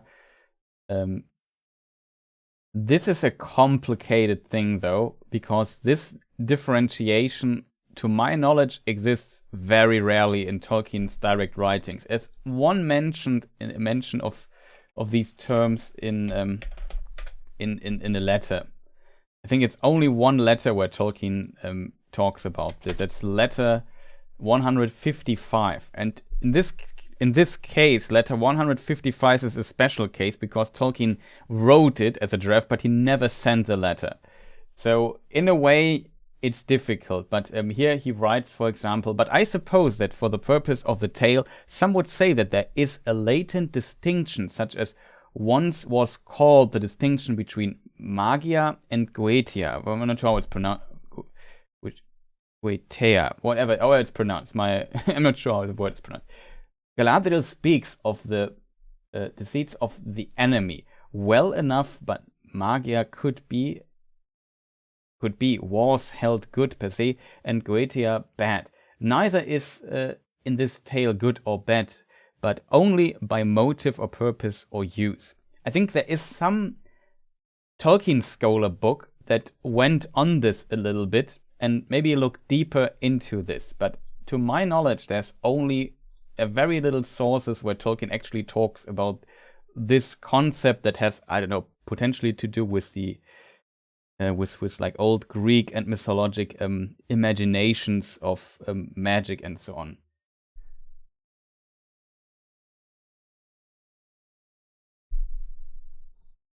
But it sometimes appears, but it's like a book or so.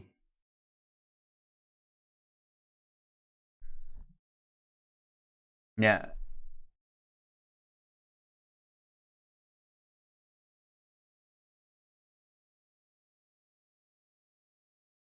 It also has to do with kind of the Inklings and so on. There's a book called Myth and Magic, Art According to the Inklings. And here, this distinction, I think, plays a bigger role in this context of this. Else, as said, it's only mentioned in this one letter, which is also a draft letter. And some people don't consider draft letters as canon, but that is, of course, a very thing. Might also be that Tom Shippey made something with this. Yeah. Is Tom Shippey involved in this book? I'm not sure.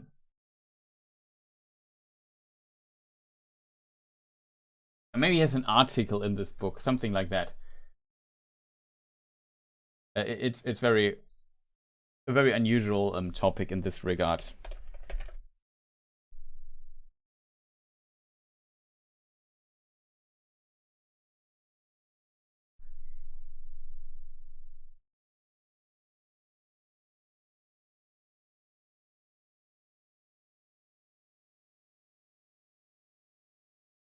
Yeah, Christopher writes it well. It's more that he was aware of this type of magic in modern day England going on and therefore drew some inspirations from it, but speculation. Charles Williams was his entry into this, the Inkling, yeah. Kind of interesting. I also made a video about magic and I never included this particular. I know some other channels might do this. This distinction because it's kind of interesting, but keep in mind it's like a very, very abstract special case here. Into his philosophies, that is, yeah.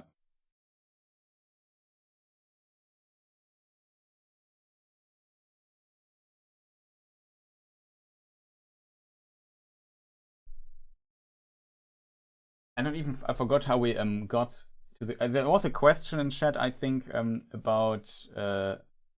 Thanks for the channel, Chris. So glad to see you here streaming today. This is one of the best channels out there. Thank you, much appreciated. I wish I was a bit more, less lazy, I would say, these days. But I really needed to shift down a few gears.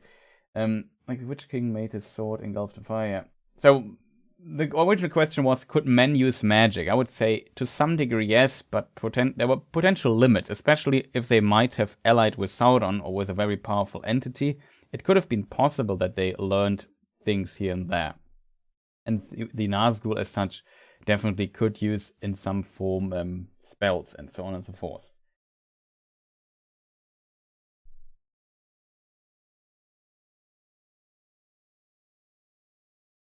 Yeah, it could also be Sauron, of course. I guess, like, Tolkien, when it comes to the dark magic of Sauron, if we look into the book Morgoth's Ring, I think it feels like every stream I make, every lore Q&A, I quote this particular passage, but it's simply so relevant when it comes to these very special case questions.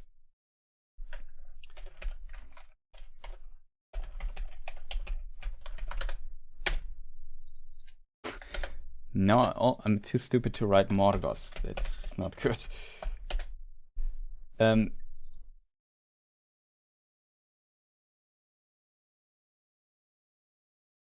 Yeah, it was this Morgoth element and matter, indeed, which was a prerequisite for such magic and other evils as Sauron practiced with it and upon it.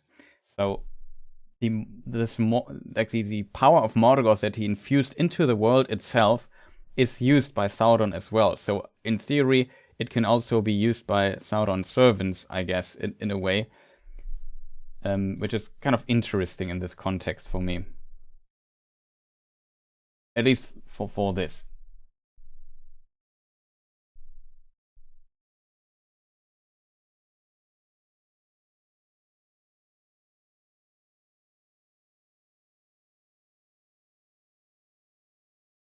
What do you think Inrod's plan for helping Beren was before the Fëanorians interfered? Like, realistically, they would have had a chance of beating Morgoth head on, even with Nadok's army. I mean, in the Beren and Luthien tale that we know from the Silmarillion, it feels almost like a special special operation with just a few, like almost similar to what we see in the Hobbit. So it was, I guess, never really the plan to fight Morgoth head on, if that makes sense.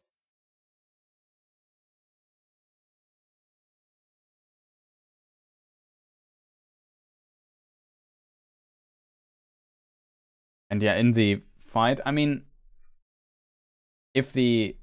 it's difficult to tell if then if we look at the Union or the alliance, the Union of Maedhros, that also fought against Morgoth, if they would not have been betrayed by the so-called Easterlings in this case, even though it's not clear if they are the same Easterlings that we think of when we think of the term Easterling. It's very difficult to tell if they could have won. It seems like they had a really good standing. Maybe they would have won without the betrayal of Ulfang, but yeah, I don't know. I think there was potential in the power of the elves for sure.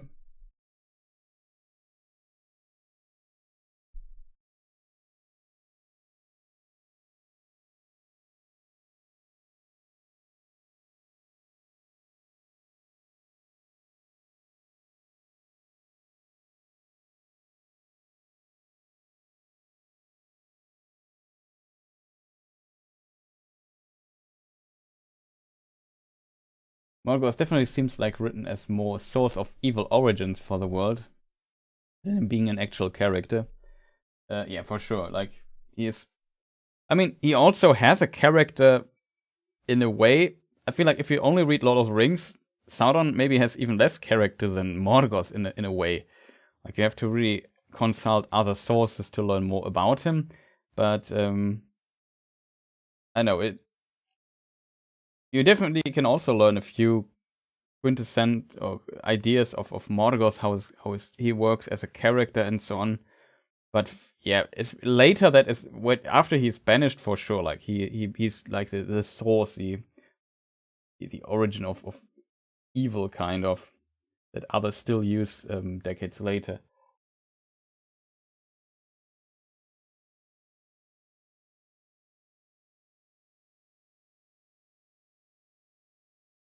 And it's interesting in the context of magic that, for example, when we read in Lord of the Rings, the chapter in LotR or the follow-up chapter, where is it though? Two Towers, LotR, Mirror of Galadriel. I think it's Mirror Galadriel, where it's written. There they talk about magic.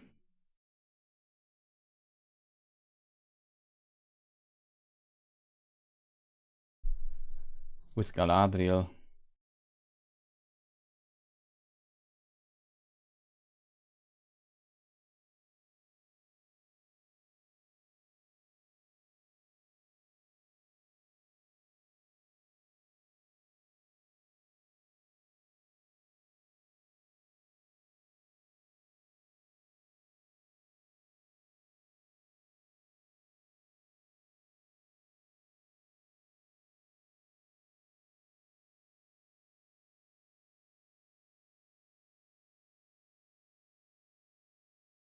And you, she said, turning to Sam, for this is what your folk call magic, I believe, though I do not understand clearly what they mean, and they seem to use the same word of the decides of the enemy. But this is, if you will, if you will, is the magic of Galadriel. Did you not say you wish to see elf magic? So the term here of course exists, but from the perspective of an elf, it's not necessarily magic. Or it's something different. It's an interesting discussion, so I recommend reading this chapter, but yeah. Magic is another person's science. It's a good point. I think I also made this point in my video about it.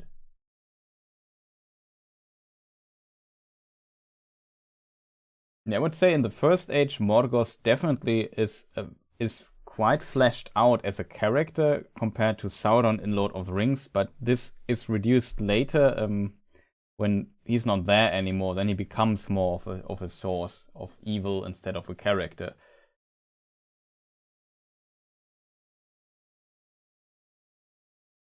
Oh yeah, Paul also just put the quote in the chat that I just read.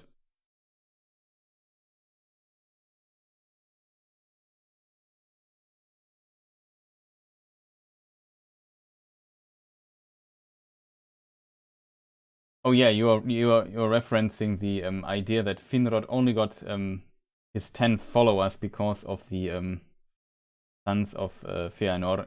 That is true, I guess. That's a good point in this context, Mark. That's also why he put down his crown, right? Yeah, so in this context, he maybe would have tried to do more, and he was in debt of Beren's father, so that was definitely a strong motivation to help Beren here in this context. What their plan was, though, I can't really tell. But I guess it helps to have the people, though.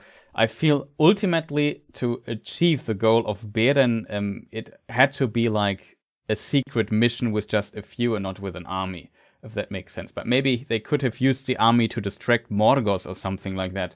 That is maybe possible.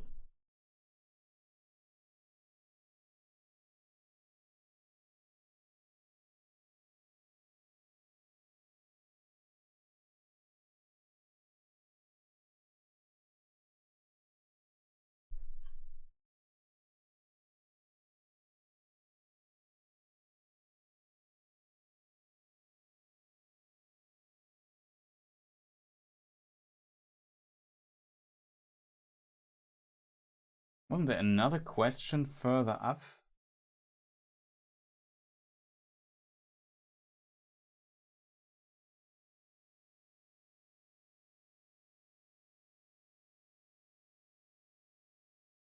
And it's always interesting to look into the development of texts of Tolkien. Like I find, especially like very early versions of The Hobbit are kind of interesting. It's published in the book The History of the Hobbit, in case people want to see the wireworm, like we talked a moment about this, the wereworms that were once the wireworms, and Elrond looking as kind as Christmas and so on.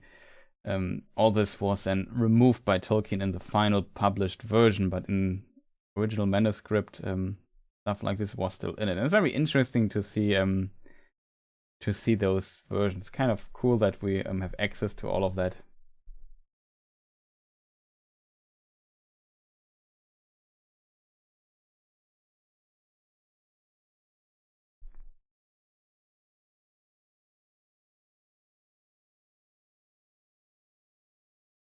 But yeah, it's also worm strength also called. That's a really good, interesting point.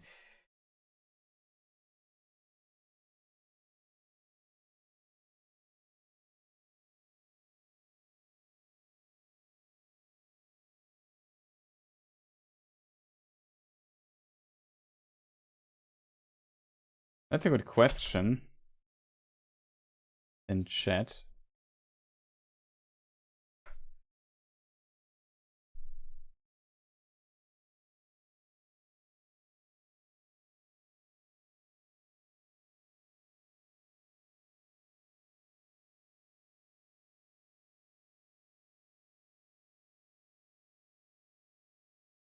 So I can't answer your question, Joe, because my old English is not good enough for that. But Eowyn calls the Witch King a Dwemer-like, something like this. I'm not sure how it's pronounced exactly. Lord of Carrion. Very interesting. Begone fall Dwemer-like. Dwemer, like something like that. It means, according to Tolkien Gateway, so I have to check my source here as well. So in the Tolkien, in the companion, reader's companion to Lord of the Rings, which I would have to get to my bookshelf to get it, but I believe that they it has a lot of information. There, it's mentioned that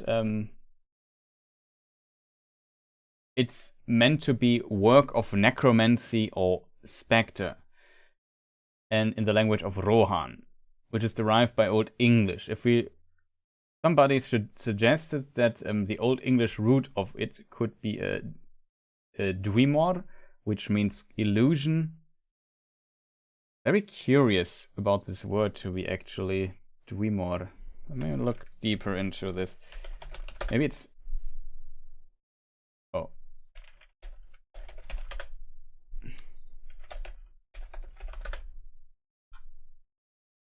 Why am I too stupid to write this?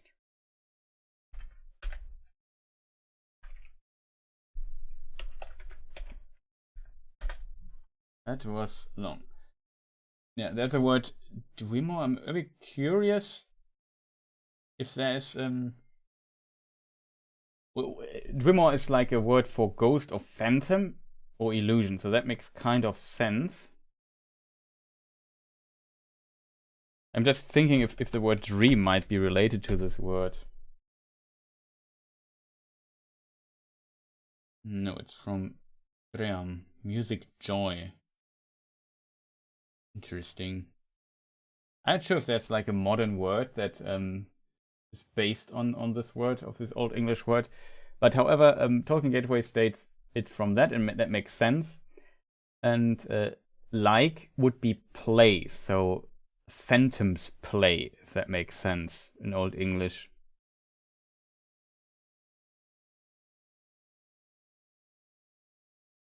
Saruman is also referred as Dwemer crafty by Eomer. Interesting. Oh, LotR, that is interesting. Maybe there is a relationship to the word dream.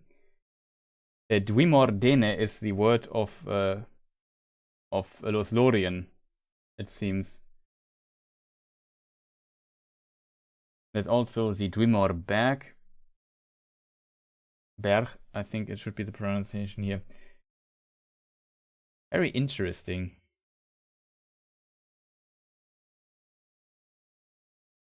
An Old English haunted valley, Dwemer. Kind of cool. So I hope that answers your questions, but I had to admit I didn't know it either. Never checked up the etymology of that word.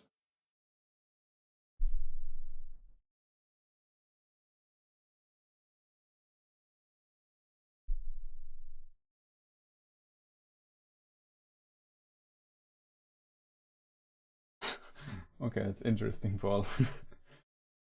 He was okay with all the miraculous events, except for the fact that the Grail appeared to fill itself back up after being empty in Indiana Jones, The Last Crusade. It's kind of funny.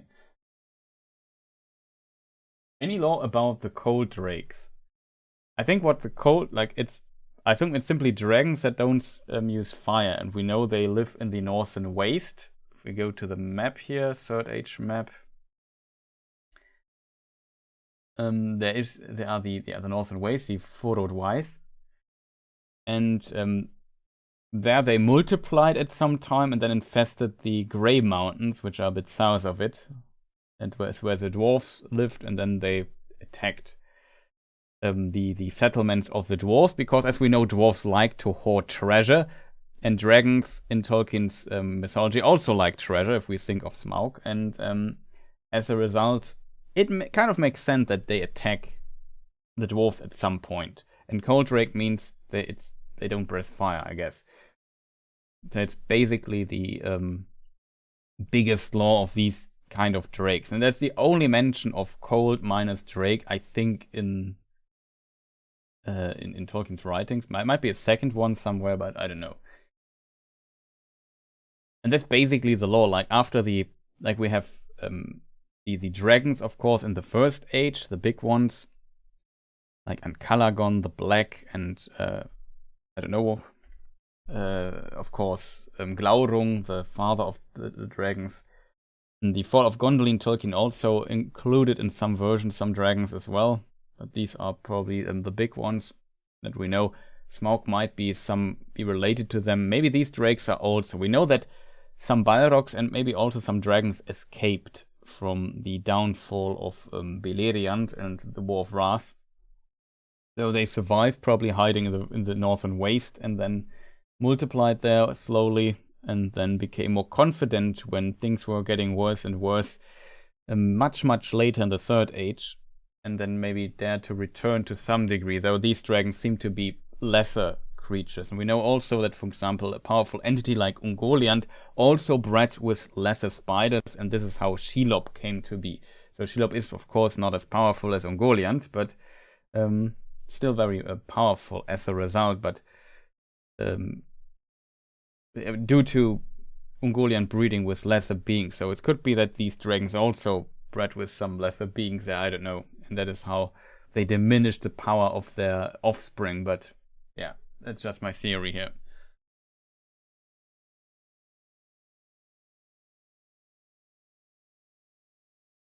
Yeah, that's true. Finrod might have had to return to Beren and Lúthien's story, might have enough foresight to know what was going on. But at the end, Finrod also died. He might have foreseen this as well, I guess. But as said, he was like he was in like his life was in debt of Barahir. So I guess that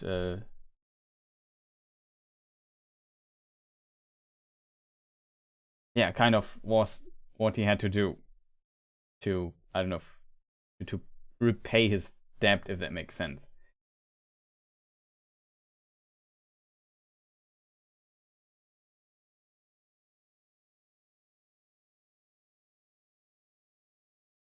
Any female dragons in Arda? I don't know if there's any female dragons mentioned there.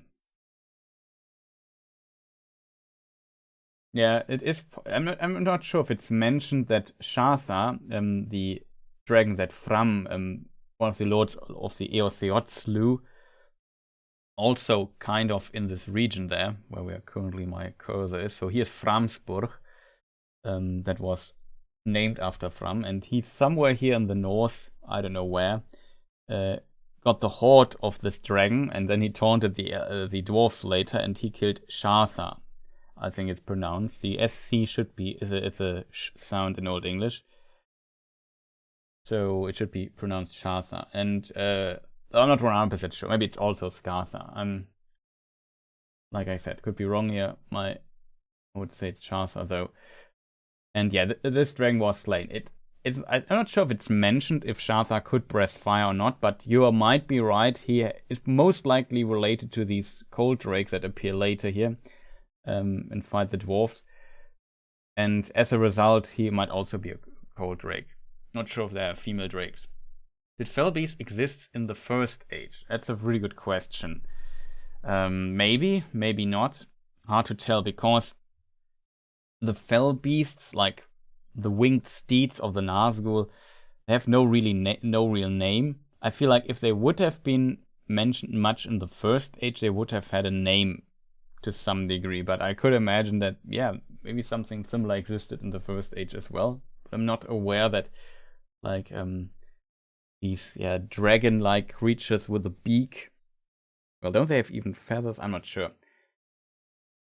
I mean, Morgoth made a lot of mockeries of things, like mockery of elves, or later, or I guess of men with the orcs, mockeries of Ents with the trolls. Maybe they are mockeries of the eagles, but I don't know. Glaurung is also a fell beast for sure, but the fell beast is no official term, it's just a description for the beings for the ringed steeds of the Nazgul in Lord of the Rings. It probably appears in other occasions as well, and just as a description. But I assume you mean the Lord of the Rings ringed steeds.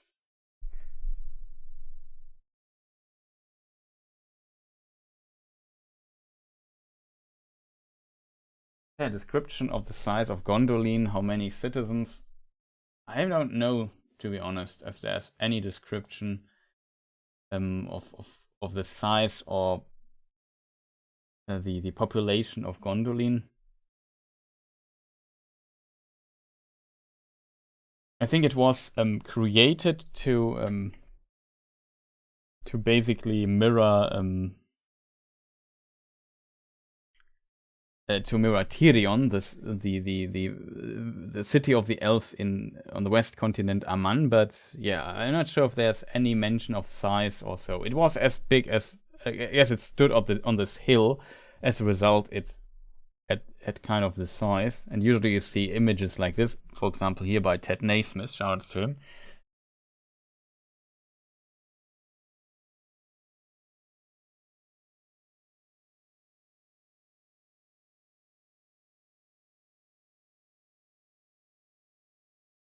Yeah, that's true. The army is 10,000 men strong. You could make estimations from that. That's true.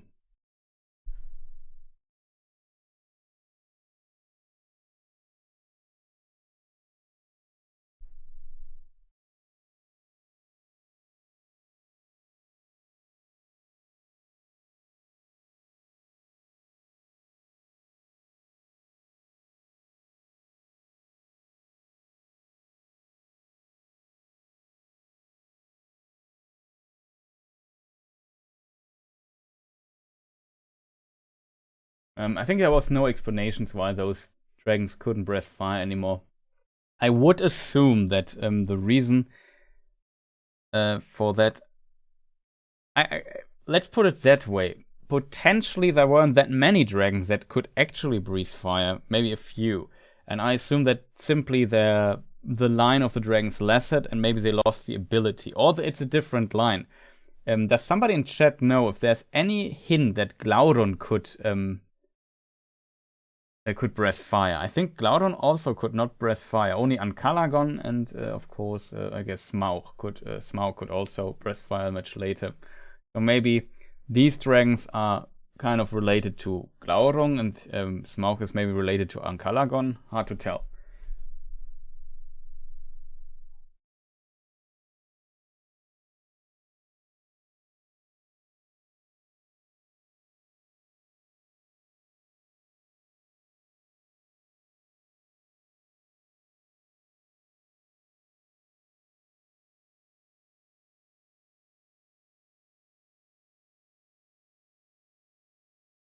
Yeah, he could see the sack of Nargothrond. I wasn't sure anymore if Glaurung could breathe fire. But yeah, you might be right. Let me just maybe find the passage in the Silmarillion. So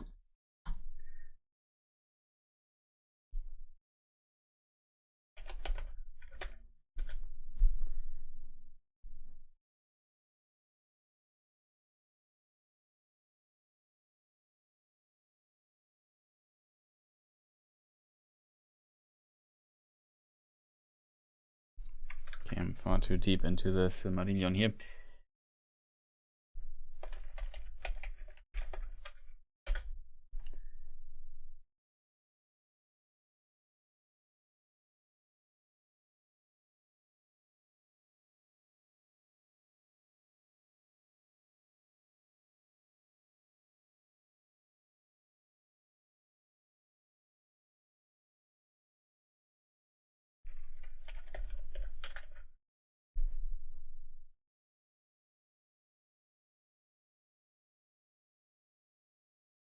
In the front of that fire came Glaurung, the golden father of the dragons, in his full might.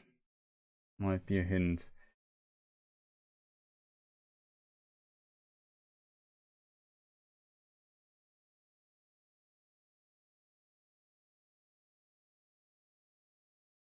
Yeah, of course.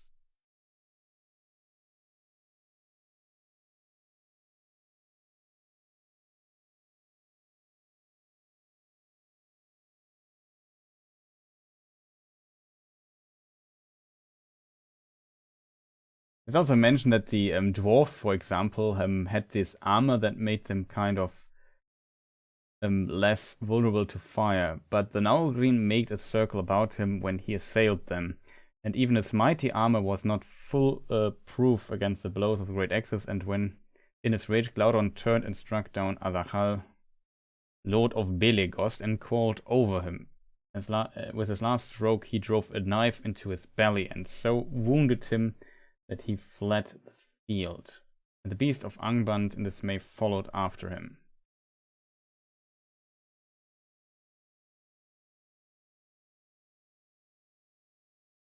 Yeah, for the Naugrim withstood fire more hardly than either elves or men, and it was their custom, moreover, to wear great masks in battle, hideous to look upon, and those stood them in good stead against the dragons. So it seems like it was more common for those dragons to breathe fire. If we read this, it's not only Glaurung, but also the other dragons in this context seem to breathe fire. So very interesting. Yeah, there's a number of fire brothers, as you point out correctly.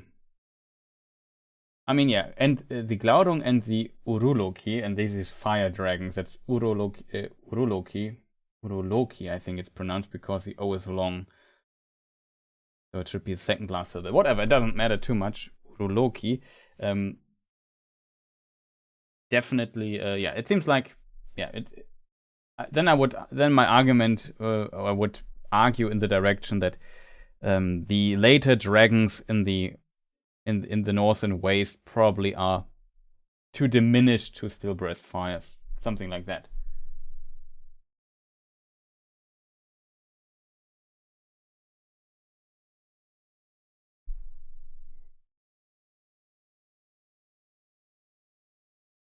Yeah, it's also like in this section already confirmed, but here you're right. And Glaurung came in full fire against the doors of Felagund and overthrew them and passed within. So yeah, there's definitely multiple hints of him breathing fire. Wasn't sure anymore because like it's very minor detail in context of Glaurung, but yeah, you are right.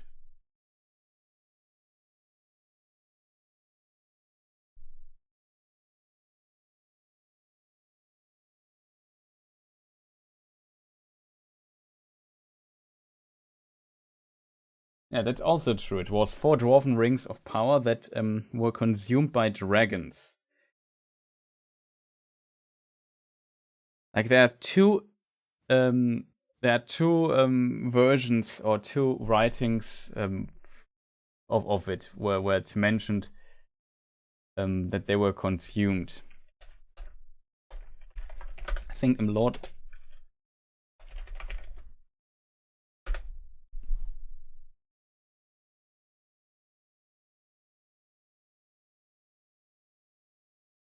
So in Lord of the Rings, in the Council of Elrond, I think it's written, 7 the dwarf kings possess, but 3 he has recovered. He is Sauron in this context, and the others the dragons have consumed. I never understood this, to be honest, because it's so unclear. Like, watch my video about the 7 rings of the dwarves, where I tried to reconstruct a bit of it, and it's so unusual to kind of make sense out of this context.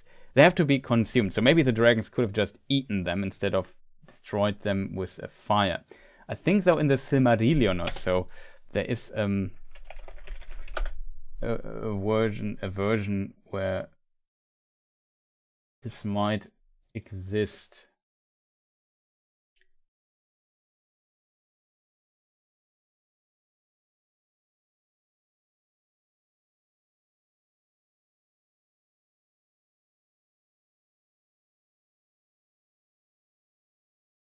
Yeah, here it is.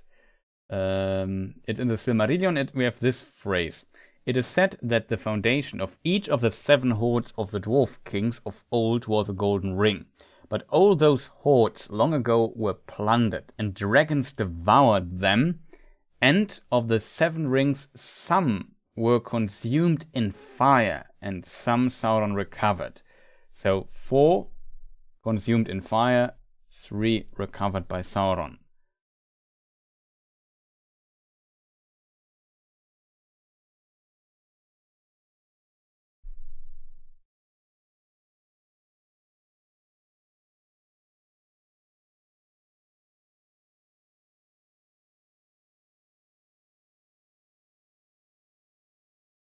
Mongolian eat jewels, dragons eat rings of power.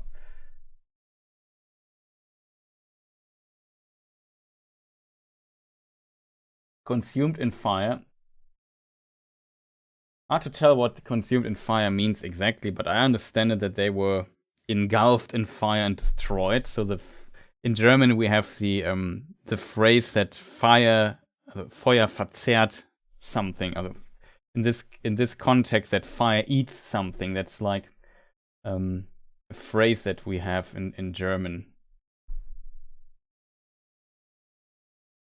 So fire consumes a thing. Maybe that's also a very old phrase thing in English. I'm not sure. I don't know English well enough for that, especially idioms and stuff like that. But here it sounds like that the fire consumed them. And in the other text, dragons consumed them, whatever that means. They could have eaten them, they could have consumed them, destroyed them with their fire, whatever that means. There's a bit of room for interpretation, I think.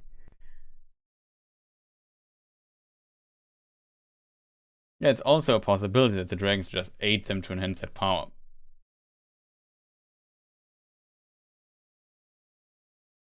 Yeah, that is true. Gandalf definitely also states that Ankalagon, like he says, the One Ring could have not even been destroyed by Ankalagon, to be fair, but he implies that it would be in theory possible that Ankalagon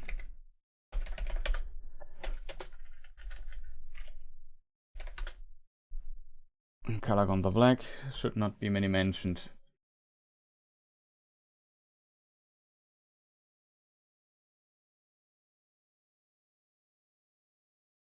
Yeah, here Gandalf explains this further. Not even the anvils on furnaces of the dwarves could do that.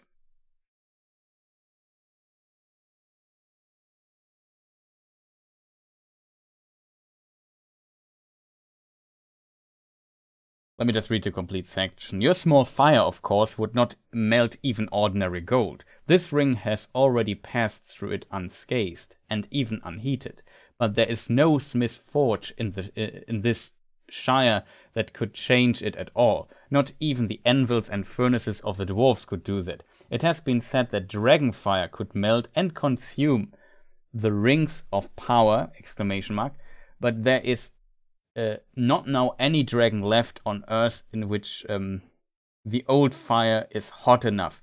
Nor was there ever any dragon, not even Ankalagon the Black, who could have harmed the One Ring, the ruling ring, for that was made by Sauron himself. So not even Ankalagon could destroy the One Ring, but the other rings of power, potentially they could have been destroyed by fire. Yeah, the One Ring has plot armor, it must be destroyed in the fires of Mount Doom. Though I have to admit, it's kind of poetic that the ring has to be brought to the place where it was once forged to be undone. That's kind of cool, in my opinion. I like that a lot.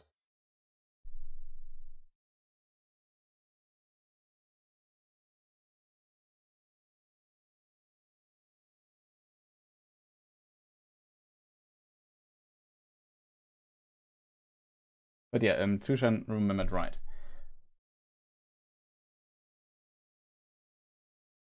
The dwarves kept them and blamed the dragons. That's also a possibility. Yeah, Sauron is the best blacksmith for a reason, for sure. But I guess it's also more about that the rings of power, or that the One Ring changes fate of the world, and that it is very powerful and special, and kind of tied to that place, if that makes sense. So I guess Aule or so could definitely destroy maybe the One Ring. Like everything that is more powerful than Sauron could potentially destroy this. Also, why am I still showing you the image of Gondolin? I just hit the microphone here. Sorry for that.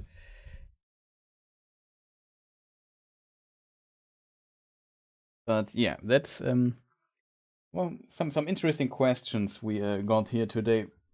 I have to admit.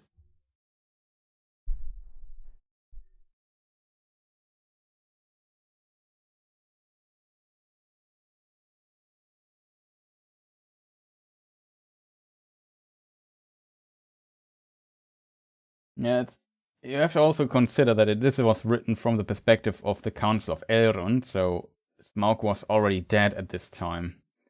He was probably maybe the last dragon whose fire was hot enough for that. And I guess most dragons that might still live are cold dragons now.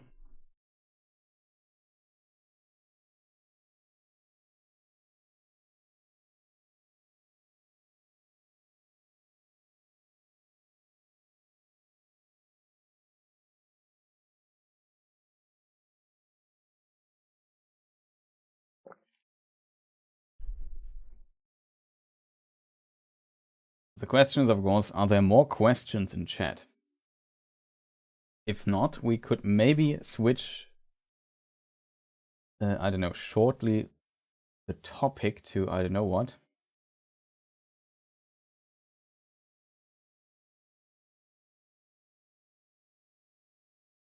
Might be a problem what I'm doing here, but I don't care too much.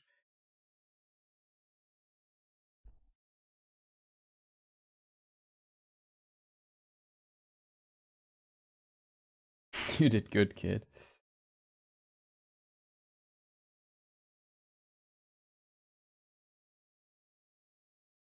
It might be interesting that elves meet each other again later in their life. Very interesting stuff.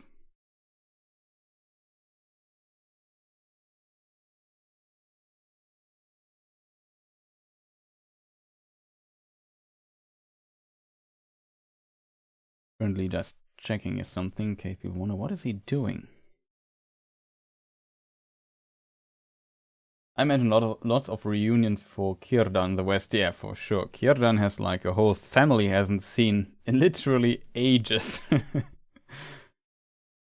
Like his brothers, their children, and so on and so forth. Some of the Numenorians, like okay, Finwë will. You might have to go to the Halls of Mandos to see Finwë, but yeah. Thingol would be interesting. Melian.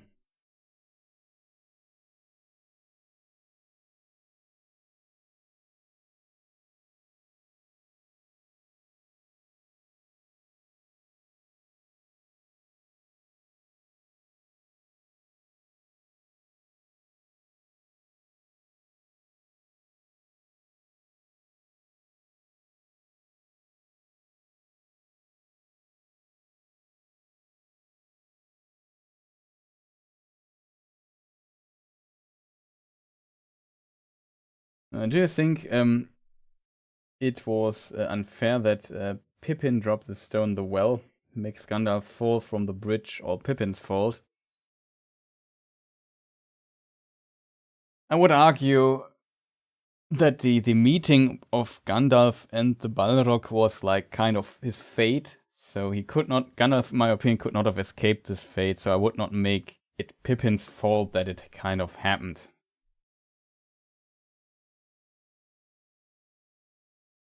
I wonder if Giran had to shave before re-meeting his family. Probably not.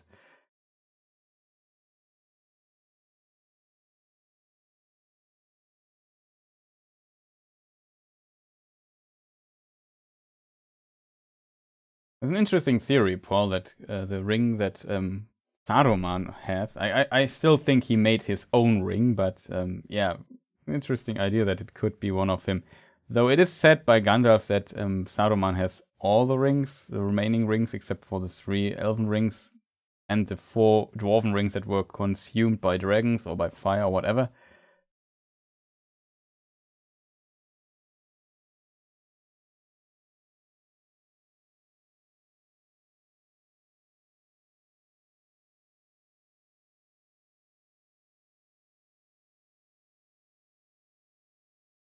Biggest problem might be that my imagery here is far too small.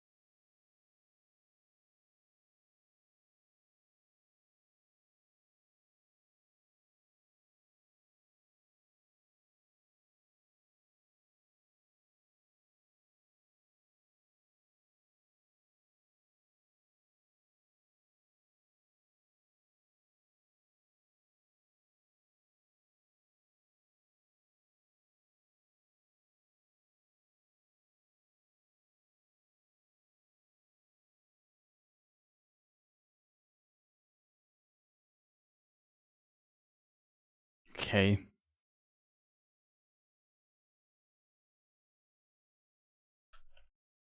That was not right. Why does it do it like this?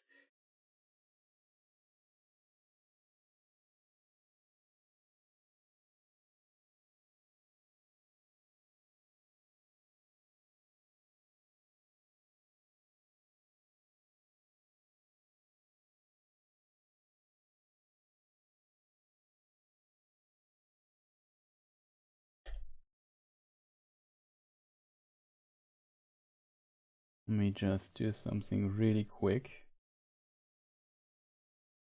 here in the background.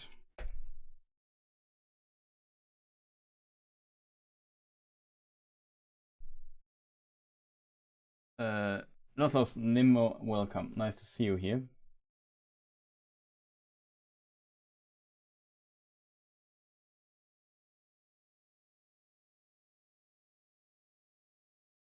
Would the Balrog have followed them into the daylight? That's tough to tell. I mean, I don't see a reason why he would not be able to. Question is if he would want to do that. That's, I guess, a bigger question. Like, he wants to remain forgotten. So, in this regard, probably not. Maybe too dangerous. Like, he is a problem of the War of Wrath, if that makes sense. So that is, technically, the Valar and the Maya are kind of responsible in a way for him not doing too much, too many problems there.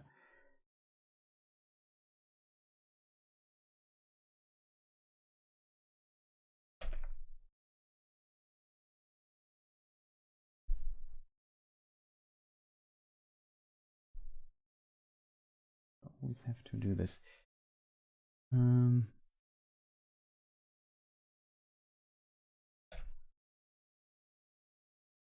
At least kind of worked.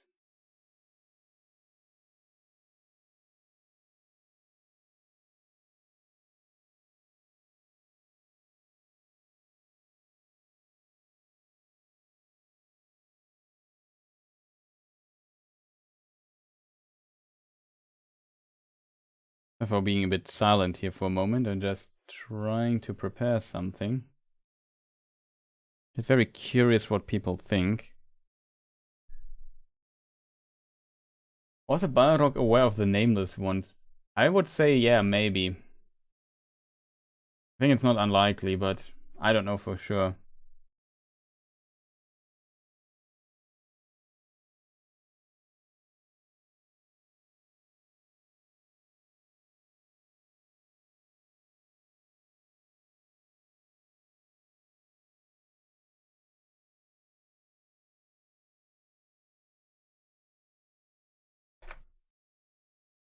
Let's see.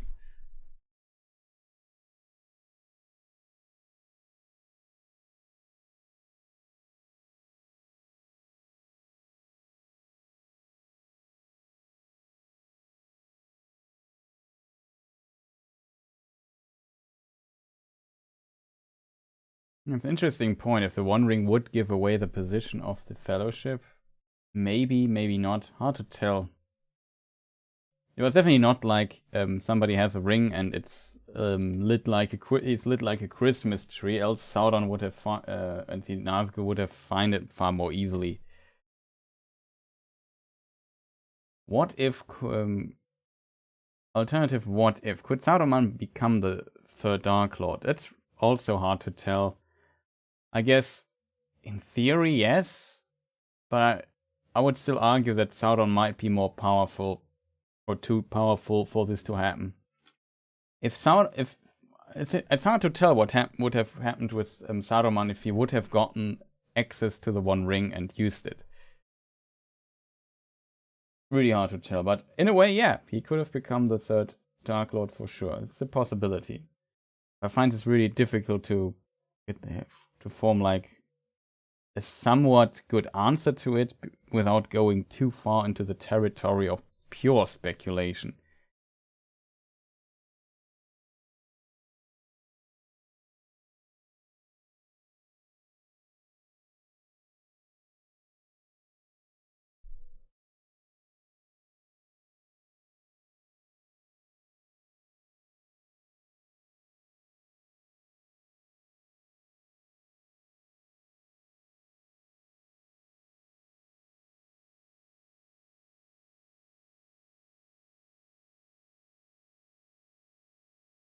Always surprised that this doesn't work. Can't capture this window probably. That's always a bit annoying, I have to admit.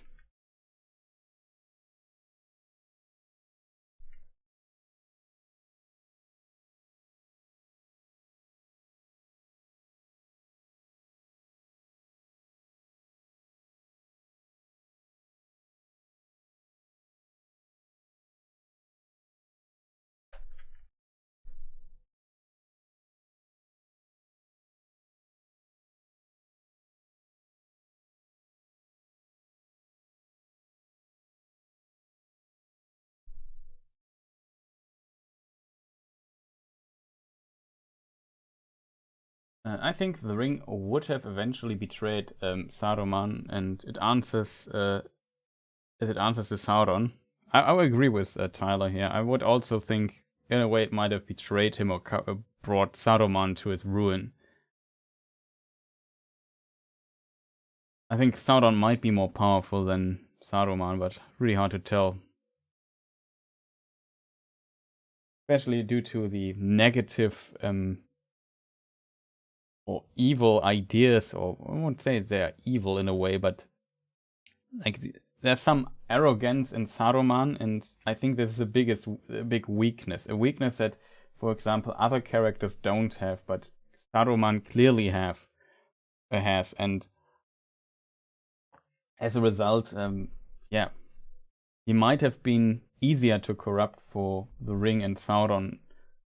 Even though he might think he's in control, he's maybe not. Hard to tell, but I don't know.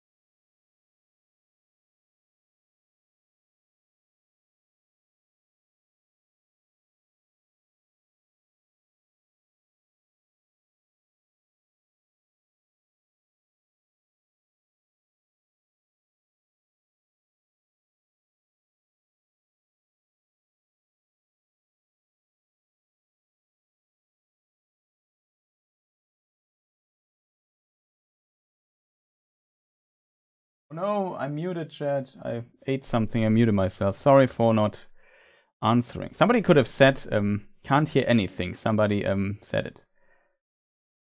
That's awesome if I'm... Now I have to tell everything again. So Gandalf, I talked about the nameless things. The nameless things are, Gandalf claims that the nameless things are older than Sauron, who is Maya spirit. So in the text in the Lord of the Rings it says, far, far below the deepest delvings of the dwarves, the world is gnawed by nameless things, not written in capital letters. So it's not an official name, it's just a description. Some nameless entities. Even Sauron knows them not, they are older than he. And I think that is a very strange statement, because as a spirit being, as an Ainur, nameless things can't be older than Sauron. Like, Sauron is older than the world itself. If these are actual physical beings and not also spirit beings like the Maiar or the Ainur, then that is not really possible. So either he implies these are also spirit beings and they existed even longer than Sauron did, which is very strange though, but just from a angelic or from a Ainur perspective, only Eru is older than them. And I would maybe interpret this like Sauron was not always Sauron. At the beginning he was also a Maya of Aule and so on and so forth. So when he became the Sauron we know, he was already on Arda in Middle Earth. Not on Middle Earth, but on the world itself, mostly in Middle Earth. And maybe he means that he's like they are longer in Middle Earth than Sauron was. That is maybe what he means in this context. That's how I would interpret this particular line. Also, sorry for muting myself for like 2 minutes, not noticing it. But I was like eating here my little chocolate bar at the side, because I had not the time to eat before the stream, so I'm kind of hungry. And have to consume things here at the side from time to time. I hope I wasn't muted for too long, because I'm not sure when I started muting myself. But yeah, I hope sound is back again. Sorry for that, chat. Couldn't hear anything but having audio problems. Okay.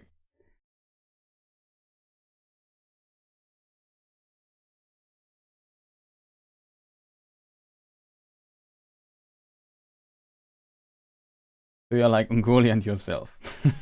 I don't know. Sounds back. Okay, good.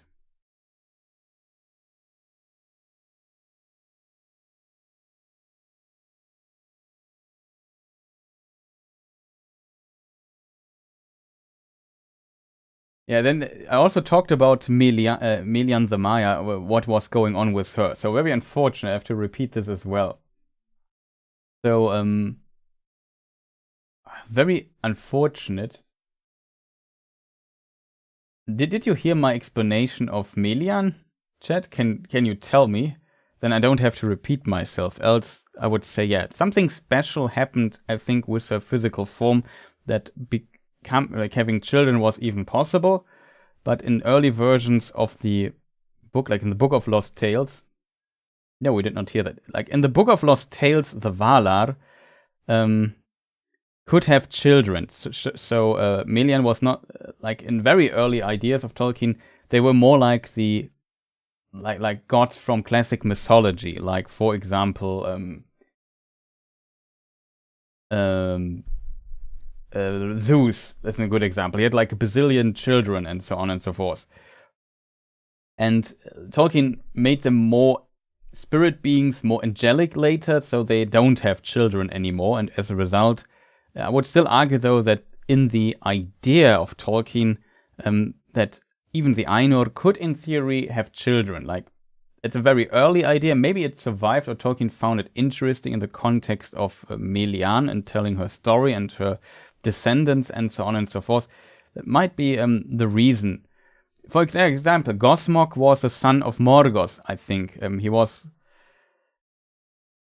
Zeus likes to cheat a lot. Like, it's not even in Norse mythology you have a lot of gods that have a lot of children and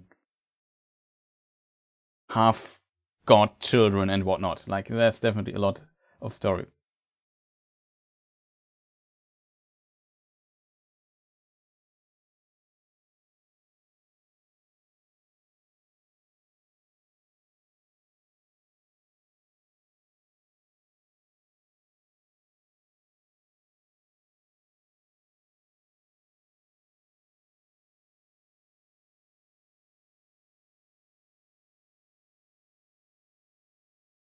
Explain Gosmog is the son of Morgoth, please.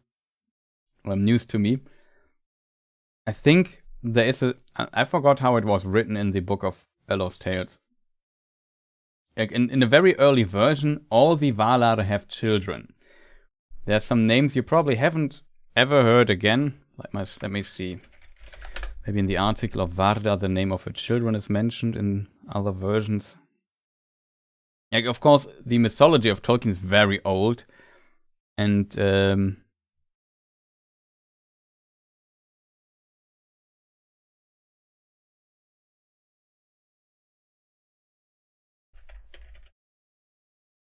yeah, Urion.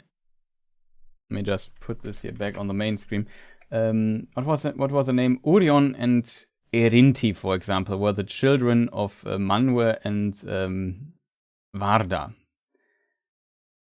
And Urion, like, it had to do with time or something like this. I think Urion later became Eonwë or something. Like, it was developed in the character Eonwë. So I think in other versions, Eonwë is the son of Manwë or something like that. And Erinti is then Ilmare and so on. So you see there's definitely a connection. And as not only he, also like Morgoth or Morgoth/Melkor also had children, or like one children. I think with a ogre troll or something like this. I forgot how this was described. Let me just see if I find this. It's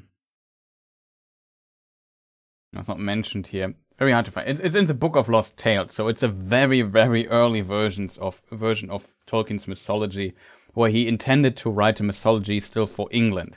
And this developed later into the Silmarillion and so on and so forth. But it's a very complicated topic.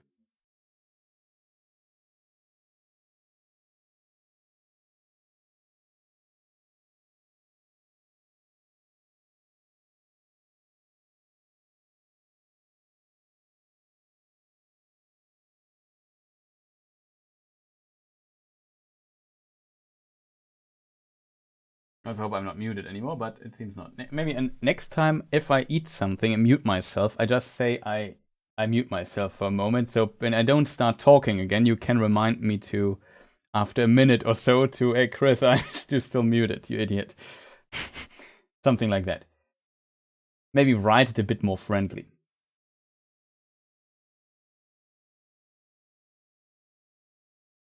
That's tough to say if those beings, like Ungoliant, in my opinion, definitely existed before. Like Los asked, so do you think beings like Tom Bombadil existed after the world was made, or did they existed prior? In short, did Eru made them in the song? Curious, cause I saw Tom said he existed before everything.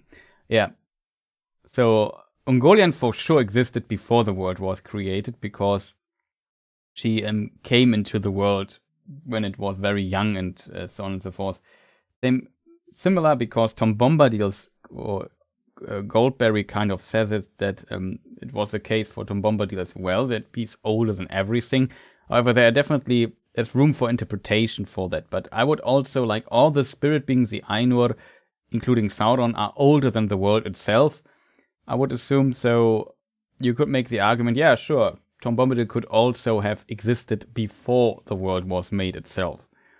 So in the case of Tom Bombadil, maybe he was created with the music of the Ainur and when the world was created. So he could be in theory younger than, for example, some of the spirit beings and the Valar and so on. But hard to tell, really hard to tell. It's a very strange, edge, special case. I guess you could make the argument that in the case when there's no time, like the world didn't exist, maybe time even as a construct didn't exist, then telling what was before becomes kind of messy or hard to tell.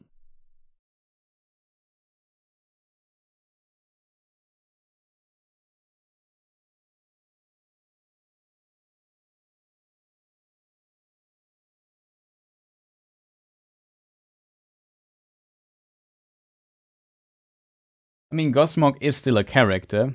He's the captain of the Balrogs, and he's still there. Tolkien used this character, but he abandoned the idea of being the son of Melkor.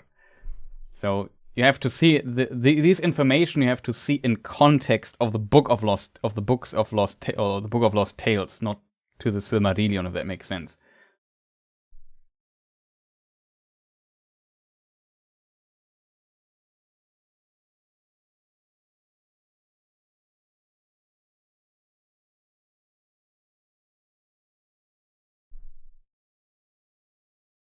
Okay, I mute myself for a moment.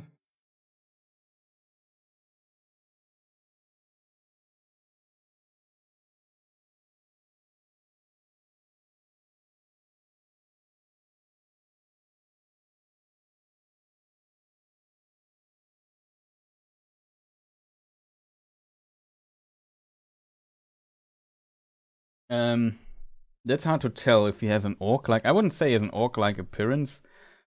There is an artwork of Jenny Dolphin that I find kind of fitting. He's usually later when he becomes Morgoth the Dark Lord. He is described as having like a black armor and a mace and so on, and a crown with jewels. How he exactly looks is hard to tell. We see Kimberly we often need. Maybe we take this here out. Jenny Dolphin is here. Now all I need to do is find Morgoth. Yeah, here he is. Shout out to Jenny Dolphin here. Yeah, so he has his mace, Grond, the hammer of the underworld. He has a crown with his three Silmarilli in it. He has his dark armor. I think he even... Does he have a shield, or was it the shield of Finrod that he used against him? I can't remember how it was described, but yeah, probably it was a shield of Finrod, I think.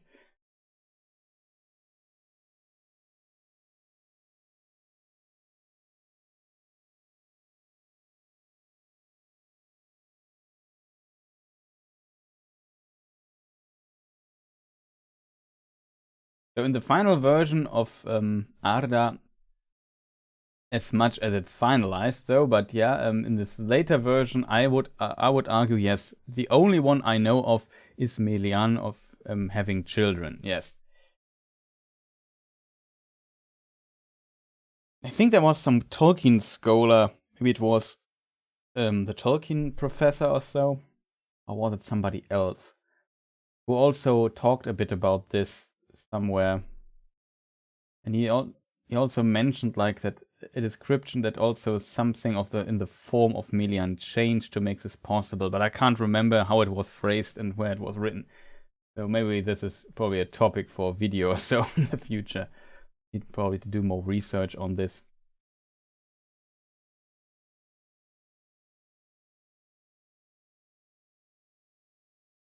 Okay, he had a shield. Good.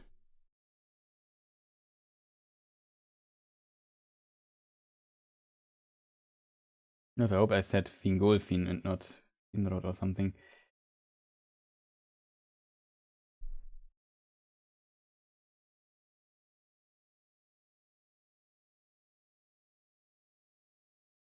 But yeah, that was the good stuff. So let me see if I can get here my production going. So we have now answered questions for over 3 hours. That is pretty good. Though unfortunately, I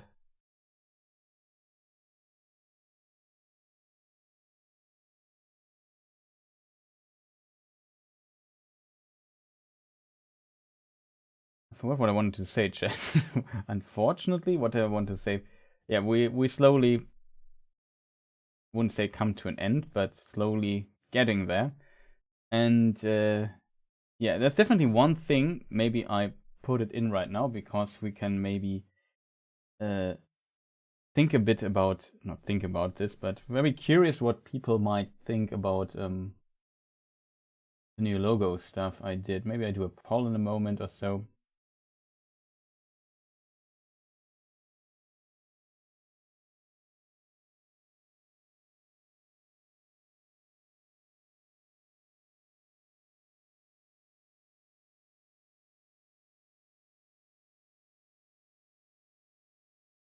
Probably Grond, the siege weapon, was named after Morgoth's weapon, and it was most likely forged by Sauron, yeah.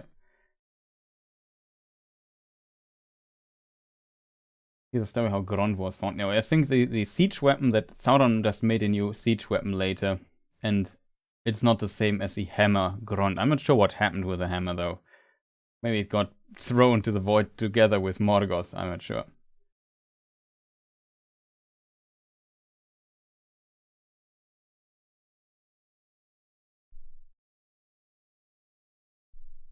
Okay, maybe we just look into the, I wouldn't call it new stuff, but I'm just curious what people might think. I hope my production stuff here works.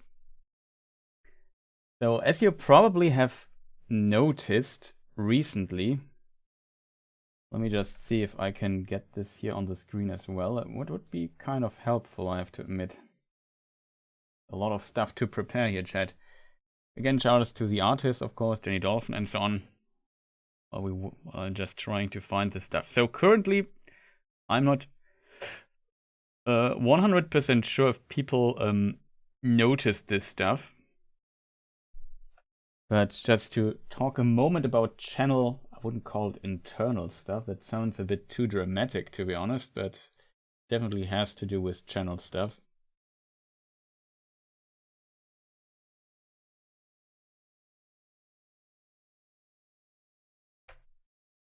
Where's the other one? Just have to find the stuff now.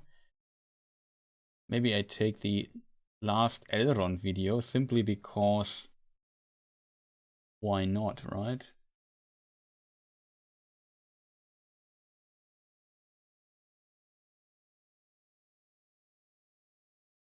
I forgot which one is the actual thing I was using, chat. Oh no. I think it might be this here. Oh, close the window, that's not smart.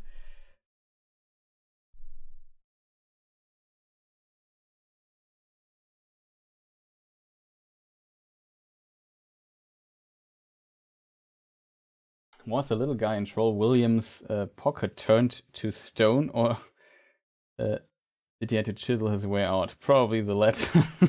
That's a good question, to be honest, but I have not a good answer for that, unfortunately. Joe. How big is Morgoth? Isn't he giant?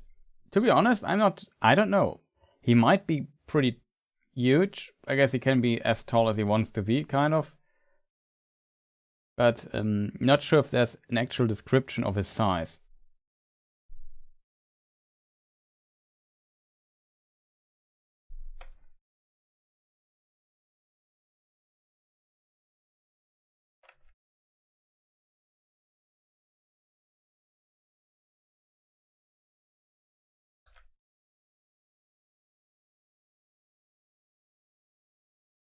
That didn't work.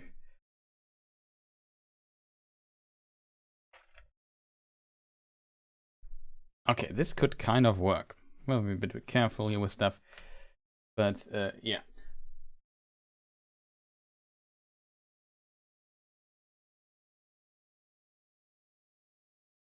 We're supposed to say plus size. It's really... I'm not sure. Does somebody in chat know if there's an exact mention of the size of Morgoth in any shape or form? I'm not aware of that, to be honest.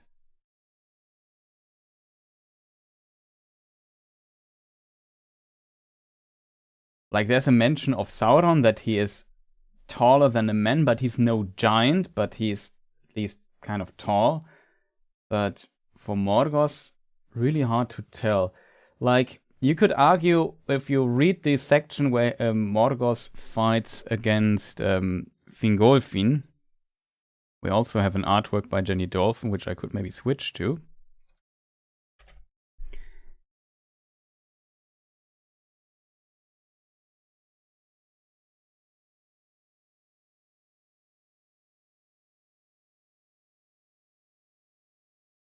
Here it is. Just couldn't find it. This one here, you also see the shield of Fingolfin fighting Morgoth. I think if you read this, let me see, maybe I can find the Silmarillion section here, which is very interesting to maybe inspect. in this context.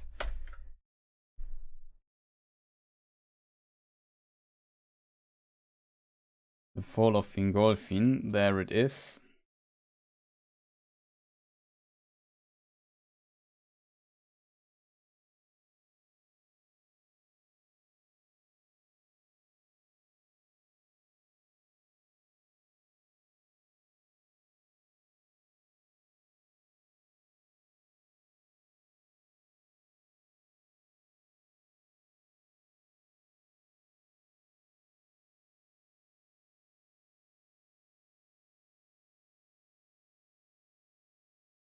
It's all too far away.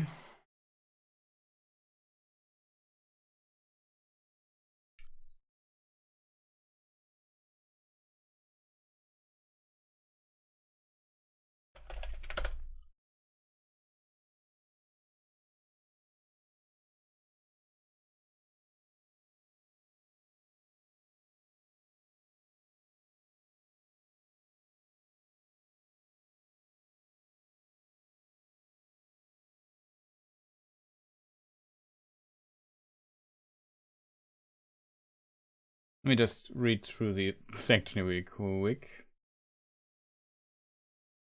He passed over Dornu Fauglis like a wind amid the dust, and all that he beheld his onset fled in amaze, thinking that Orome himself was come, for a great madness of rage was upon him, so that his eyes shone like the eyes of the Valar.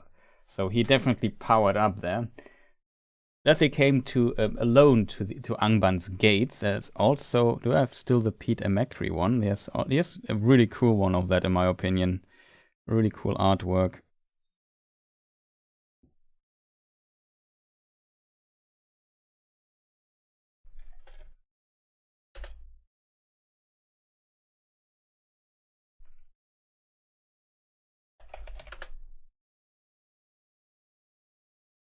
Yeah, this one here. That is an artwork I really like by...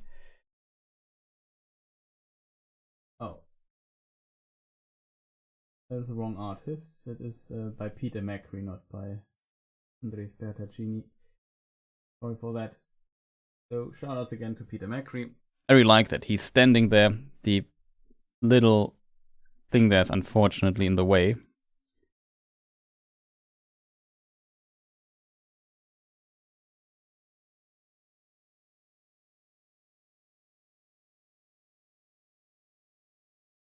Maybe I make it like this so you can see it better. That's one of my favorite artworks. Balrog is also a difficult topic.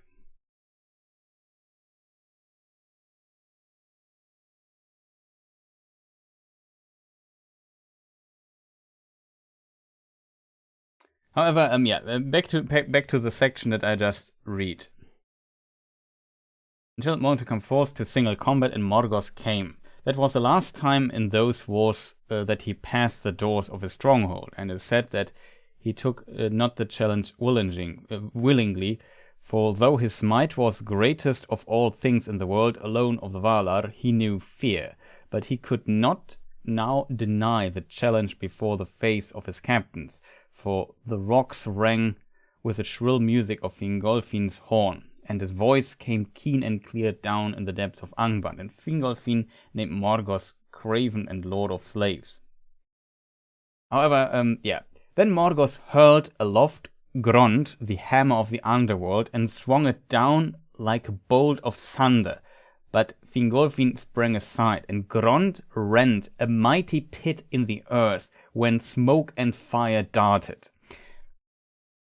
Many times Morgoth essayed to smite him, and each time Fingolfin leaped away as a lightning shoots from under a dark cloud. And he wounded Morgoth with 7 wounds, and 7 times Morgoth gave a cry of anguish, whereat the hosts of Angband fell upon their faces in dismay, and the cries echoed in the Northlands.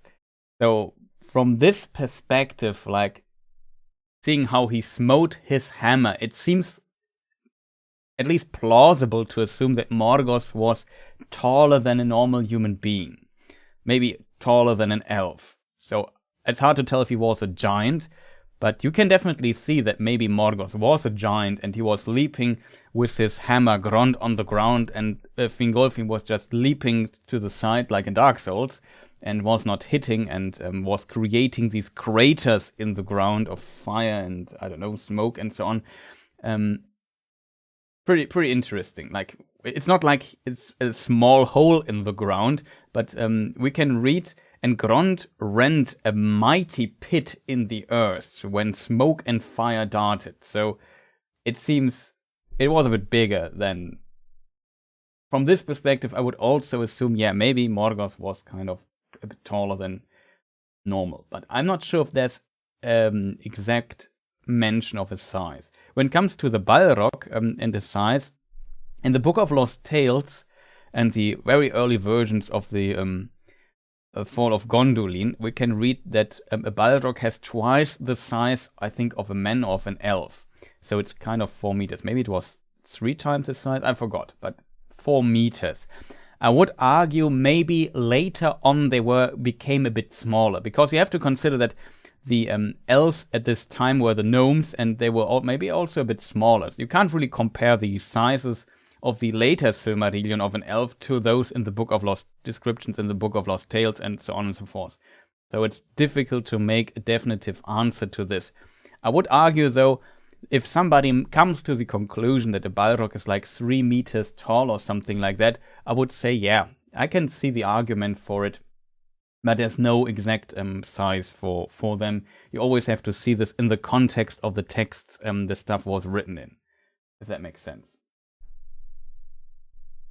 Yeah, double the size of elves, but those were still in the early special forces Balrog. That's true, and also keep in mind that, as said, the size of an elf back in these in at the time this was written was maybe different compared to the very tall elves we know later in the later writings.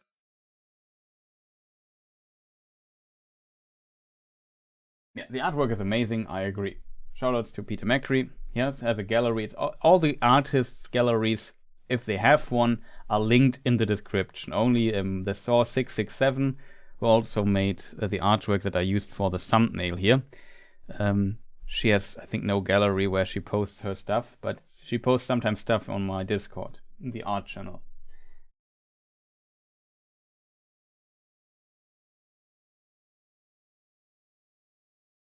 Yeah, that's a good point. Like, the description of Ulmo's appearance before Tuor indicates he's gigantic. That is true. So it is, in my opinion, fair to assume that the mightiest of the Valar could also have the same size, being gigantic. I can definitely see him being very tall, potentially even able to change his size or so. I'm not sure if that's the thing, but why not? I guess he has possibilities in this direction.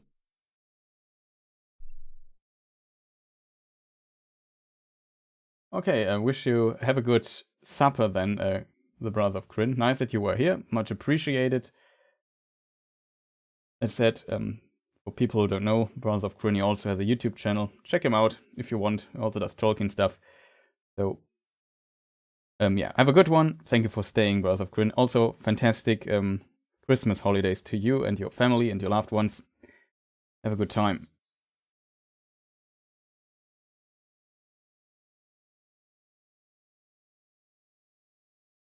Yeah, exactly. They were like Tolkien even used some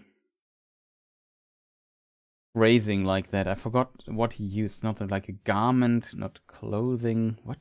How did he phrase this? I think it's also in Morgoth's ring. If I'm very lucky, I have like his obscure note here somewhere on my computer for this.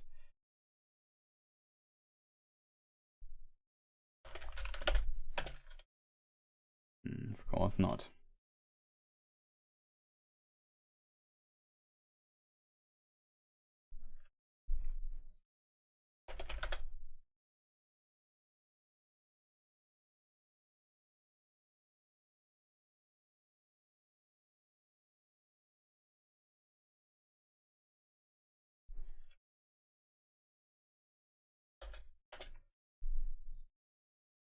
always like some strange obscure note where I don't have any notes that I'm looking for.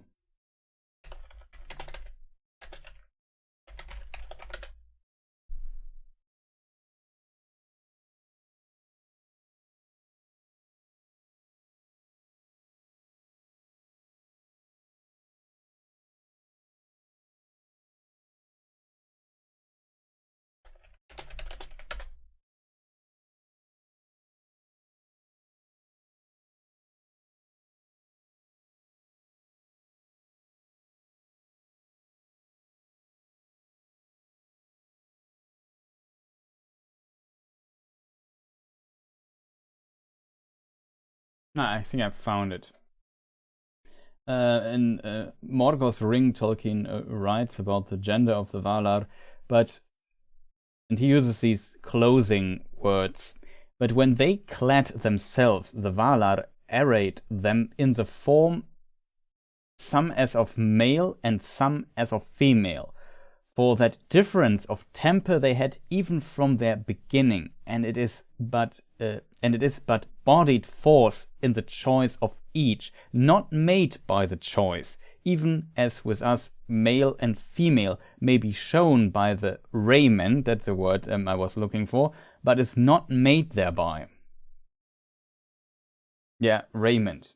Thank you. I also wrote it in the chat. I would have found it a bit faster. I also remember it was like male and female was in it. Yeah,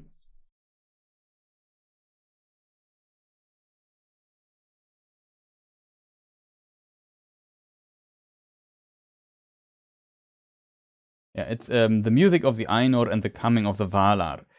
The text is called. So there you find it in. It is in paragraph 25. In case people want to read this.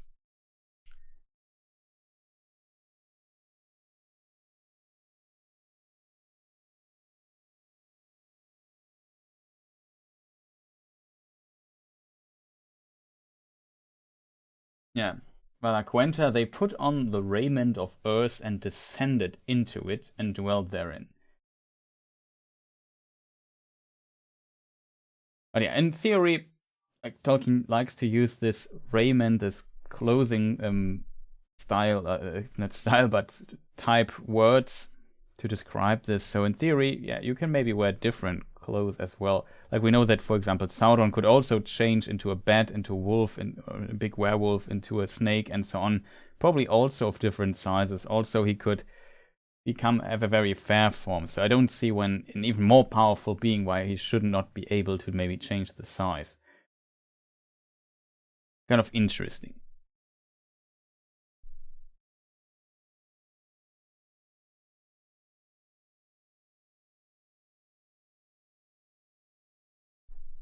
Okay, so maybe another thing that is now somewhat unrelated to the to lore stuff, but in my opinion still interesting for maybe some people. So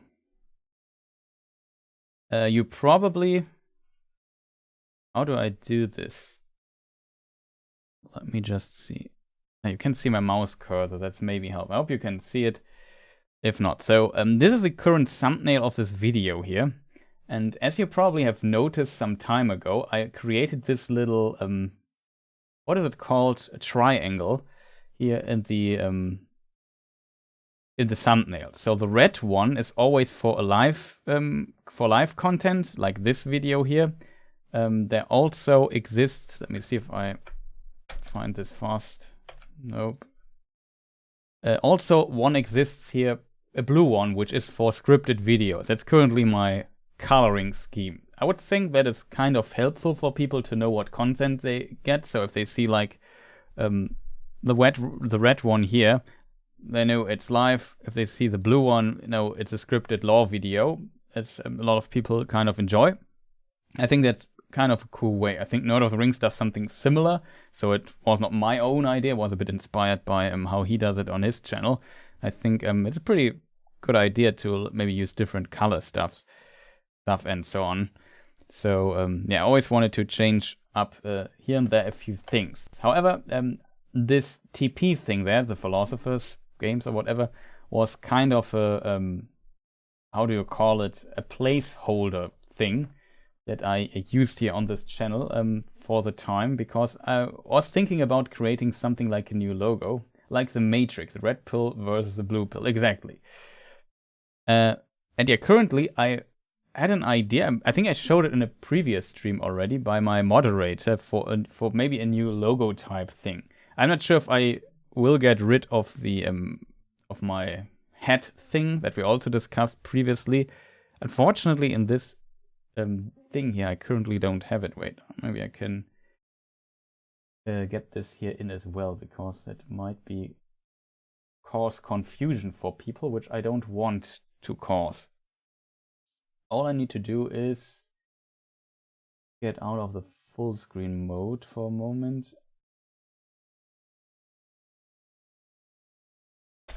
I copy this here. Hope it works, because size is a problem here.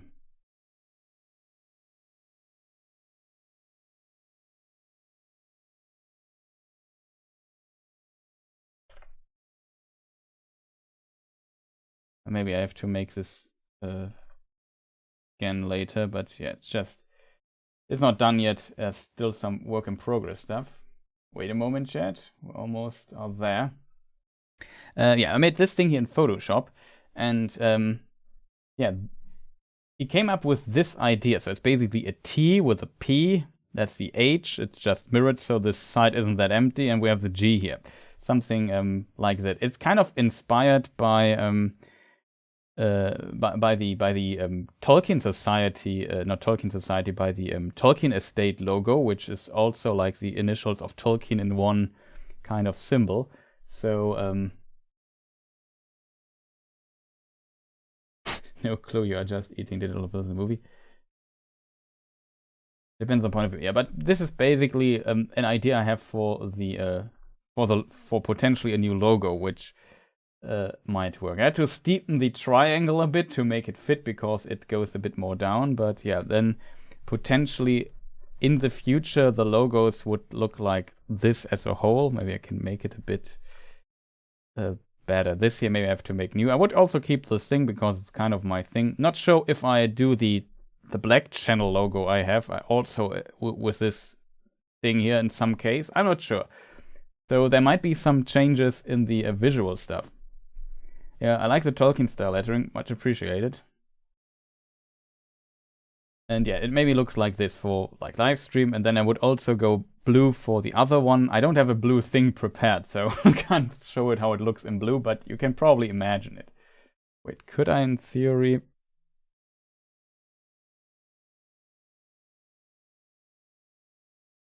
As this. This thing. Let me see. Oh, it's in German. My program's in German, so don't wonder. How do I get blue here? Yeah, I don't know. Something like this it would look when it's blue. So yeah, I'm not sure. We could maybe make a poll here, because we haven't done a poll today, and we know I can't do a live stream without a poll. Do you like the new logo? Question mark. TPHG logo. Let's call it this way. Yes, no. I don't care.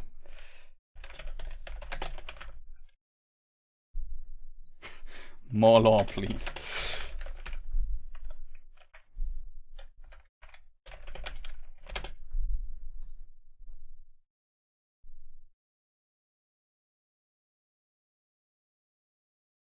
What color for spoiler warning? Yellow. That's an interesting idea, if you could do a spoiler warning thing with this as well.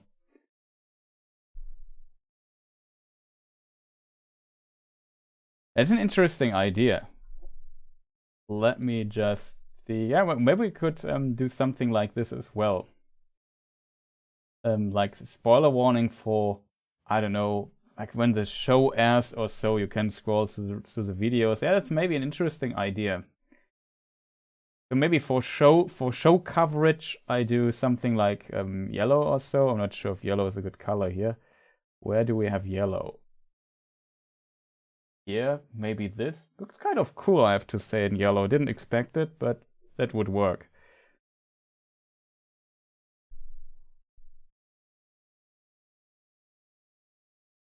Nobody's saying no. It's we're alternate. Well, for the most part, you are the people who have to mostly see it.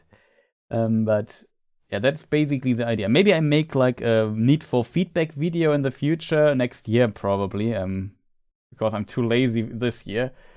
And that you're given the choice, show us a map. I would have picked this. I would have picked this.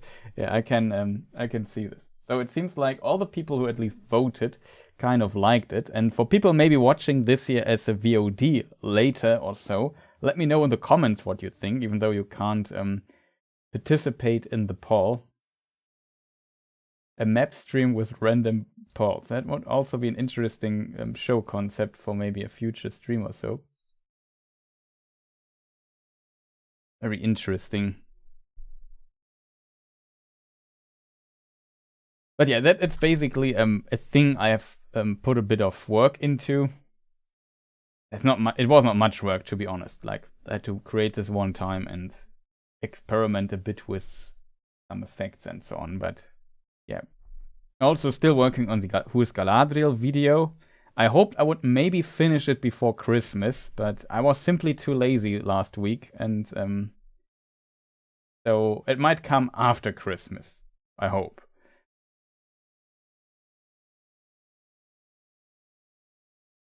Might be yeah, a New Year video, but this is basically yeah, the logo thing. We can maybe zoom in a little bit. Okay, now it looks a bit too. This also this thumbnail is now in 4K. The others are in 1080p, so it's a bit tall, but I wanted to have a high-res version of this, so we can use it for multiple things. But yeah, that's basically it. I mean, I like the TP thing here as well. I had kind of trouble finding a good artwork for it, a good font for it. Kind of worked, I feel. By the way, did you play the Lord of the Rings MMO? I have tried it an hour or two, but I really like playing video games, but I'm not into MMORPGs at all. Like, I don't know why, but they never catch me completely or so. It's simply not my type of game, I think. I've tried it, and I think it's quite impressive what the creators of the Rings of Power Online did, but as said, it's unfortunately not my cup of tea. Just recently streamed a bit of Dark Souls 3 again. I had like a challenge that I wanted to do, like a certain very difficult boss without leveling and without taking damage. Also a very long boss fight against Sister Friede. We did that. It was very frustrating, I have to admit. It was really frustrating. And I played a bit of Street Fighter. And I had access to the Street Fighter 6 beta, so the closed one. So that was also, I streamed this a little bit, but I kind of know Street Fighter in theory, but I can't play it. Or I'm a beginner when it comes to actually playing the game. So it was kind of interesting learning it a bit, and looks very decent as well. We also played Hades. I'm not still through the story yet completely, but we at least completed 2 escapes in this game. It's a roguelite game. I really like and recommend it. I think we had a show here on the channel called the First Impressions show or something like that.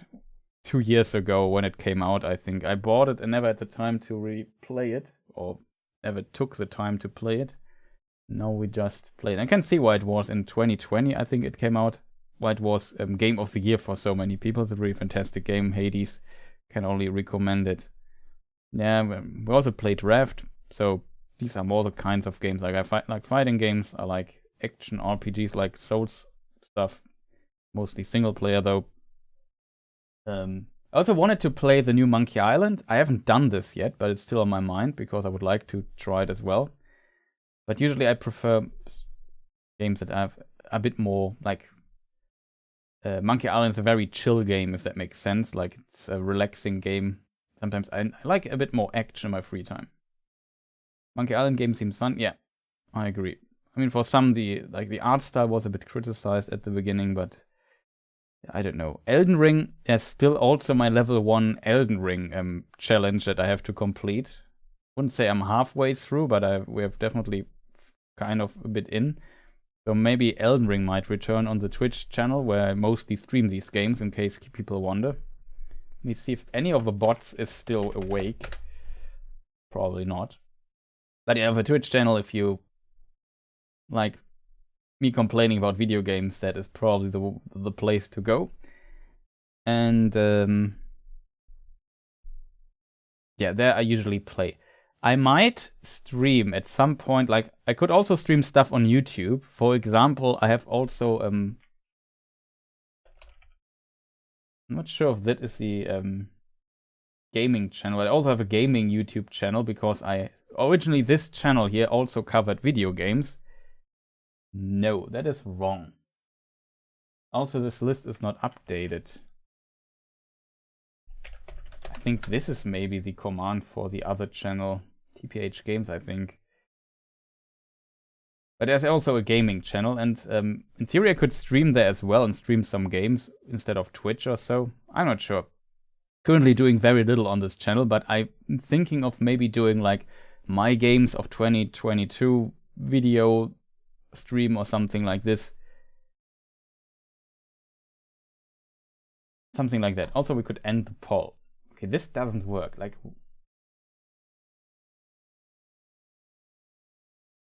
hello, Chris from Australia. Oh well, good morning, sir. I would say it's I guess very early for you then. I have a question regarding Numenor and the Valar. Did the Valar know Farazon was being deceived by Sauron? Yeah, I would say definitely they knew this. I mean, Manwë sent the eagle-formed clouds, and then lightning struck people there, and so on and so forth. So if Manwë does something like that, I would argue, yeah, he for sure knew about what's going on Numenor. That is definitely my impression as well. They probably didn't like it, but as soon as the Numenorians decided to come to Aman, then they crossed a line they should not have crossed. I would be surprised if the Numenorians didn't know, like the Valar didn't know what was going on in Numenor. I guess in a way you could even argue the Valar also know what's going on in Middle Earth.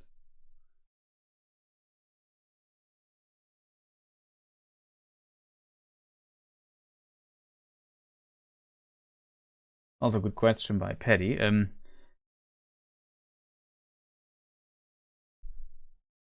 So wait, there's also an artwork for this. Question is, where do I have it?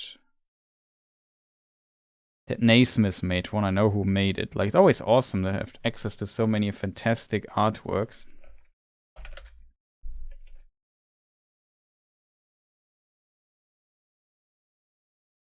Yeah, this one. Here you see like the lightning and the clouds, the eagle-shaped cloud coming to Numenor and so on. So that's pretty. It's described in the Silmarillion. It's pretty cool.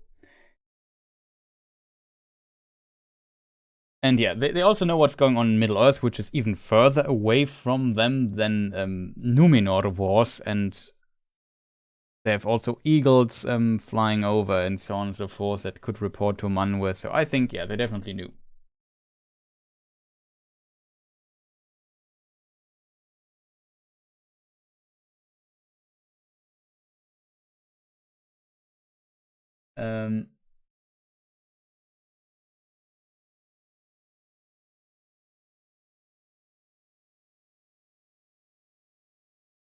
I think they didn't punish them. I think these clouds here are more a warning. That they now going into a region where they should not go. This is a warning for them, not a punishment. The punishment came when they crossed the line. Like, the men are not allowed to come to the west continent Aman, this place here. And they came there, and then Eru Ilúvatar stepped in and basically destroyed them completely, and changed even the shape of the world so that men were not ever able to reach Aman again, except for Elfwine, I guess. Yeah, there were lots of warnings, I have to admit. Like, they had the faithful that kind of warned them, and they had all kinds of people warning them. I mean, there were people struck by lightning in a way, which is one of the instances where we could say, yeah, here you clearly see that Manu is very similar to Zeus when it comes to his powers in a way. But the question of Paddy, I don't want to skip over. Paddy's music asks, hey, it's Paddy from Ireland, so greetings to Ireland. What's your opinion on the Tom Bombadil is Ilúvatar idea? I was always surprised that this is such a popular idea or theory when it comes to him, though I definitely see the parallels between for example, Goldberry or Tom Bombadil says something about him, and it's very similar phrase to how it's written in the Bible, referencing God there. So that is a possibility. He's the oldest being ever, so that would also be Eru and so on. I see like a lot of this might resonate with it kind of well, but I was still surprised that people really like this idea so much. Which is, I mentioned it in my video, but I would have maybe mentioned it a bit more in this regard when I could not have guessed before while making the video on my channel about Tom Bombadil that it was such a popular idea back then. There's also like an artwork of Ted Naismith here, which we could use to illustrate what we are talking about.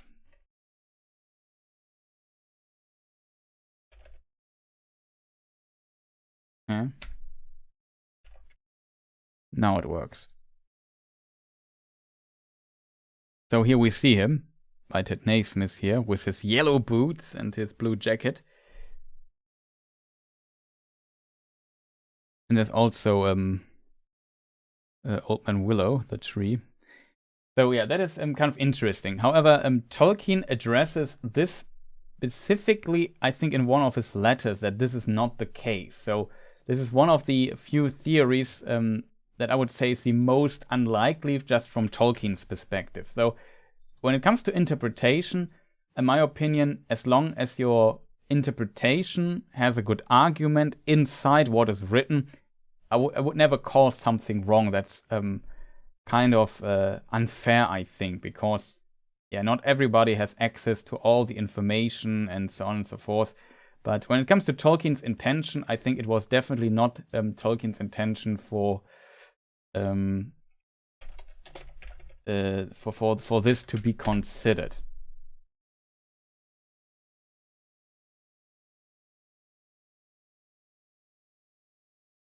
Let me just see. I should just search for Bombadil, it's probably smarter.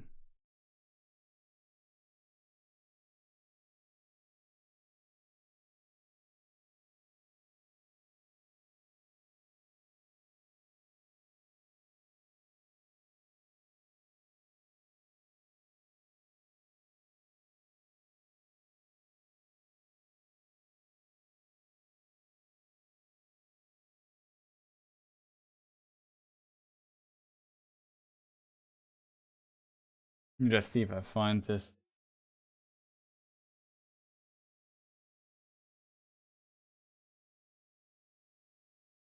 There's also a draft letter to Peter Hastings. This is a draft though, so how canon do you see this is up to you. I think I found it. So Peter Hastings writes something like, Hastings said that. Oh, it's paraphrased. Hastings said that this seemed to imply that Tom wait.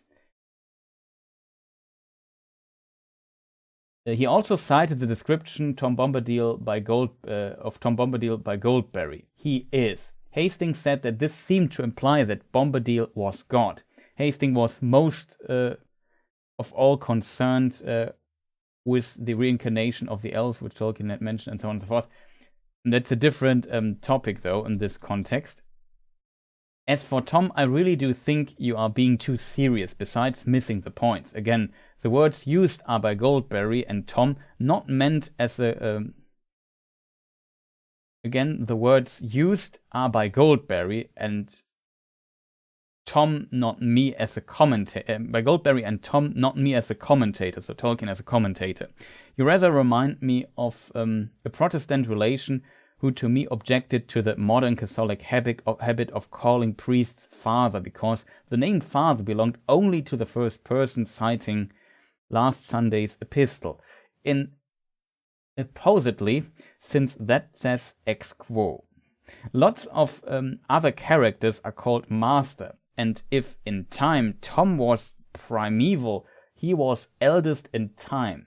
But Goldberry and Tom are referring to the mystery of names. See and Ponder Tom's Word, Volume 1, page 142. There's also a note number, or a footnote 2 here.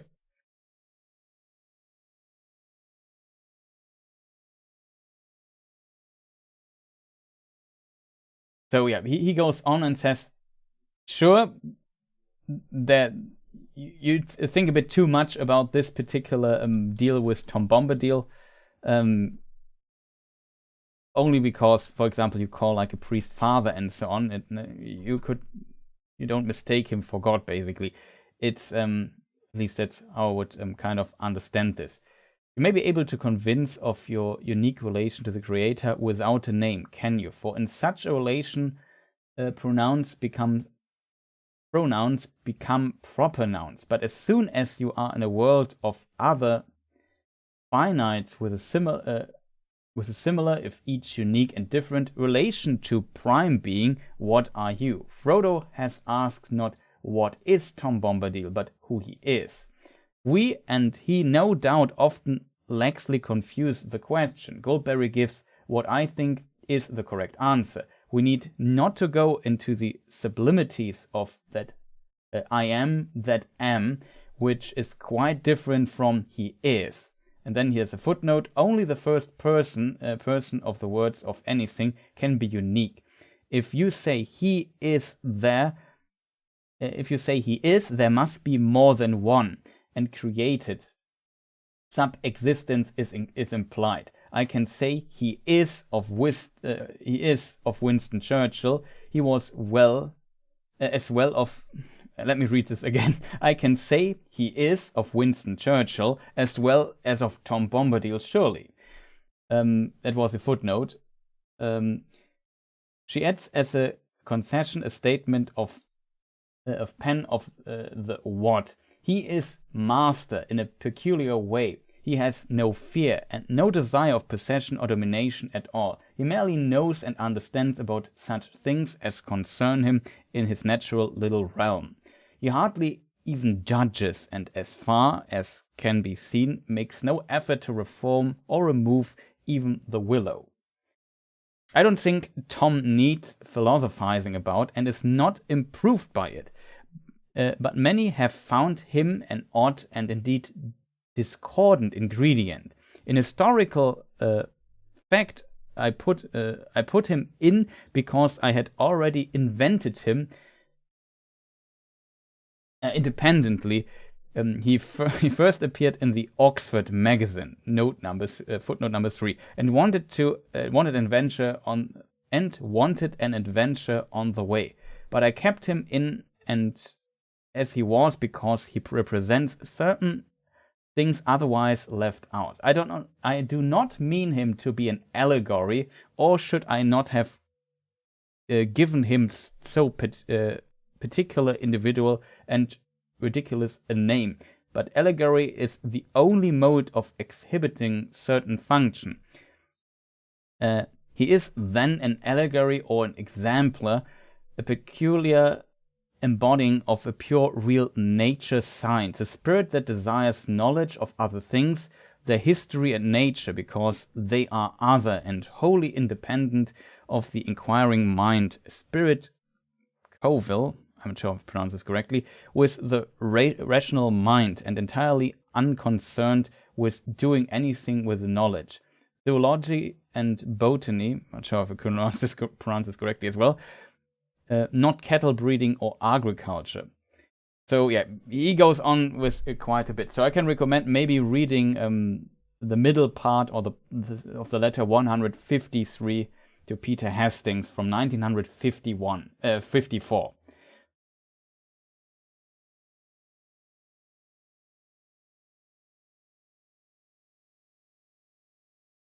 Common soldiers were called Tommies in England. For example, every Tom, Dick, and Harry.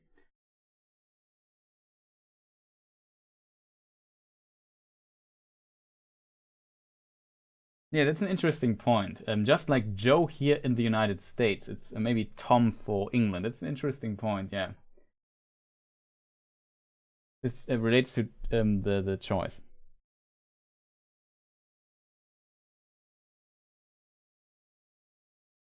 Yeah, no problem, Paddy. Much appreciated that I could maybe somewhat answer your question. Sorry for reading this terribly, but yeah. It's as not a native speaker, like Tolkien's language is sometimes so advanced for me as a not native speaker that it sometimes takes a moment for me while reading to process what he's actually saying.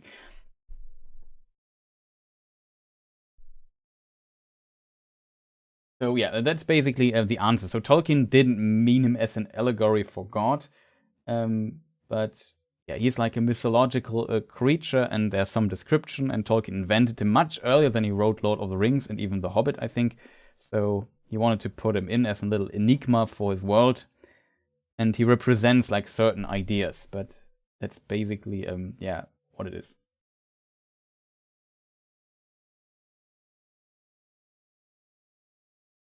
Maybe a crypto, yeah.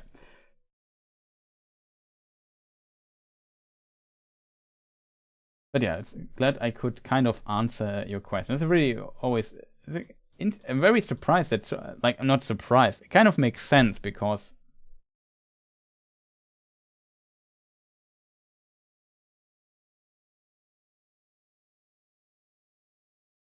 because some, like, the implications can definitely give you the idea or an impression that he might be Eru in the world or so. But as said, I think this letter hints at that it's not intended by Tolkien, at least, that this is the case. But considering that other people like Peter Hastings, for example, also had a similar impression, shows definitely that, and even today on, like, in the comment section of my Tom Bombadil video, I had a lot of people who said, yeah, my favorite theory is that he is Eru, and it seems like a lot of people got this impression, which I find very interesting.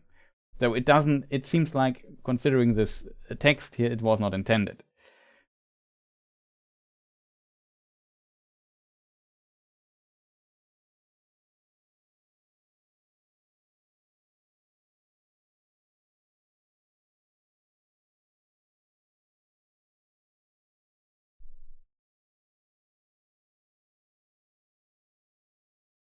Okay, chat.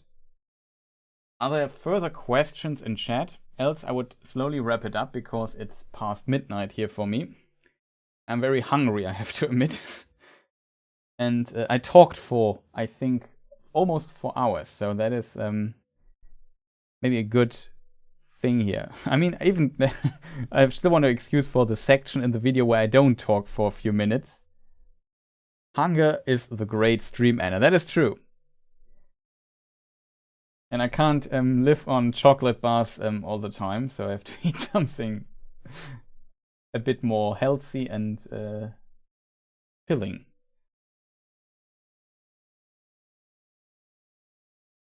Yeah, the law goes ever on, that is true.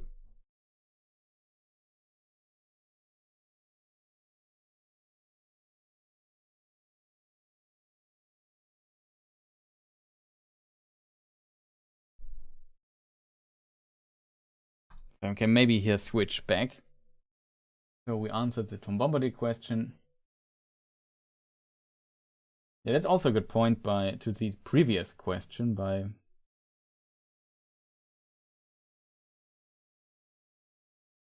a Gigantosaurus, I think is his name, 4500. I hope I read this correctly. Keep in mind that Numenor was already corrupt before Sauron came to the picture, but Sauron made them embrace true evil. Exactly, like, it's a very good point.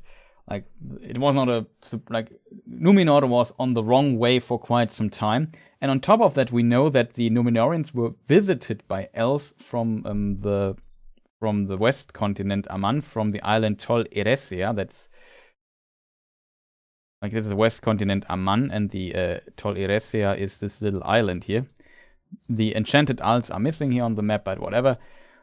And they visited Numenor all the time. At some point they didn't come anymore when the Numenorians became more hostile towards them and like abandoned the Elvish language, and we have the split between the Kingsmen and the faithful and so on. And Tar Palantir always looked west for these elves to come, like the father of Miriel and the second last king of Numenor. And they never came in his time. So in this regard, I guess when the elves from Aman doesn't come to Numenor anymore, they had also brought news back to from Numenor to Aman, and as a result also to the Valar. Beyond that, the Valar also were able to even see over the world and see what was happening in other places. So yeah.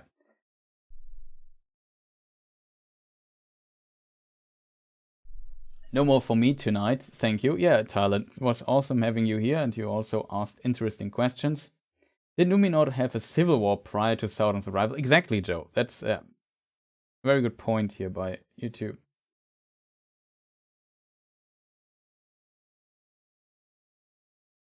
Is there a lore explanation for the Mouth of Sauron horse looks supernatural? I'm not sure if there's a really good explanation for stuff like that. No. I would have to look into this more deeply. Can't give you like a good answer here out of nowhere.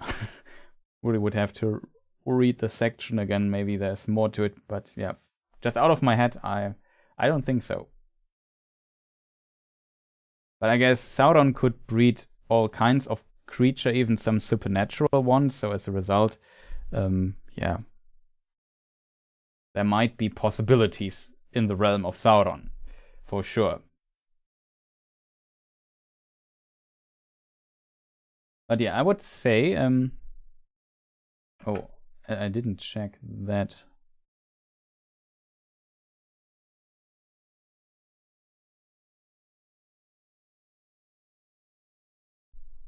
As always, I forgot to render the credits.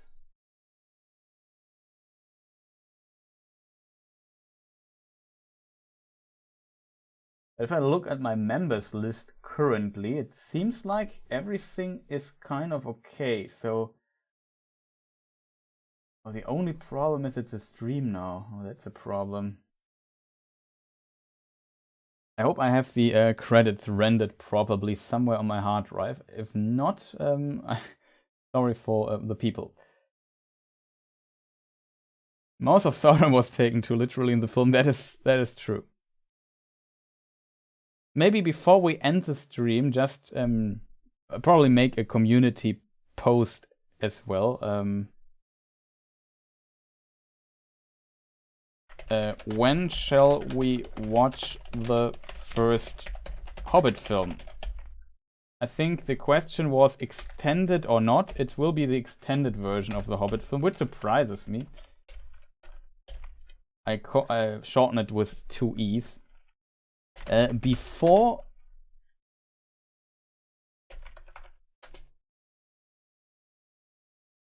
how do I phrase it? Before New Year?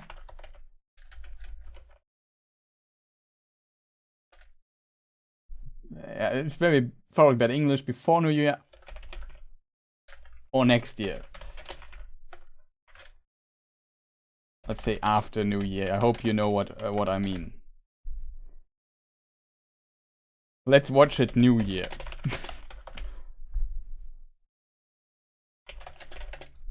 Maybe I give you these 3 options. Very curious what people say here. The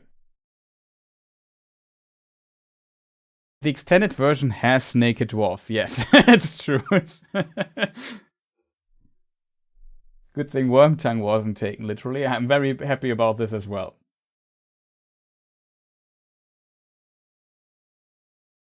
Naked dwarfs. Oh no. Kind of funny that there's also the artwork of Ted Naismith showing the creation of the dwarfs by Aule, and they're also naked there, so it's not the first time we see naked dwarfs. Yeah. Tongue with worm is kind of creepy. I agree.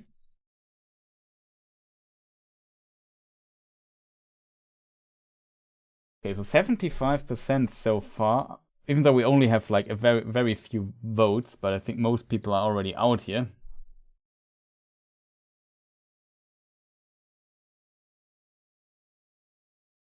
The extended version has what now? The extended version has naked dwarfs in them.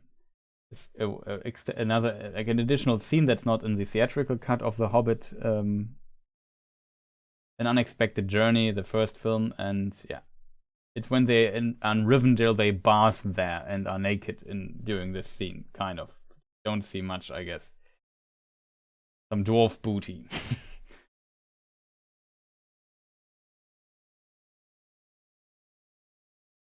I think interesting question, Zapzilla, if the sacrifices were net positive or if they were just there to forsake the Valar. That's a very good question. I think it might be the latter.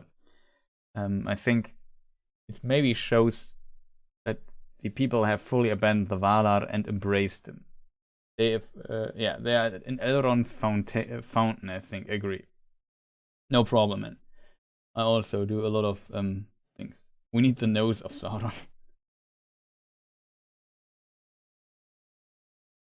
But yeah, I might make a new poll in the community tab to see what people might think there.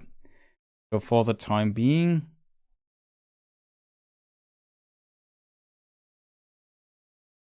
I think one person is missing on my list here, which is I can simply shout him out verbally. That should be Birchman.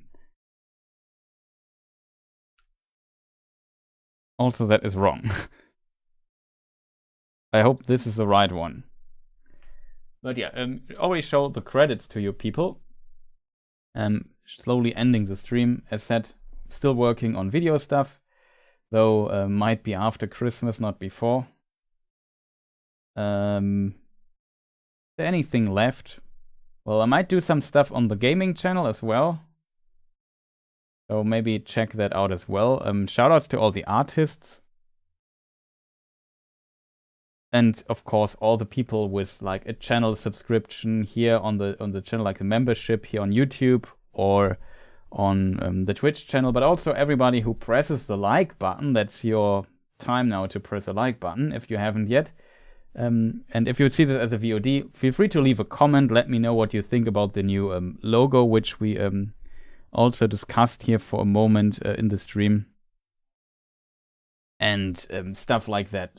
Also comment on some of the questions, what you liked, what you not like, what you like to see, I know, in the future. So I don't know, something like that. We will watch, as mentioned, as we just recently discussed, we will watch the films together, the Hobbit films as well.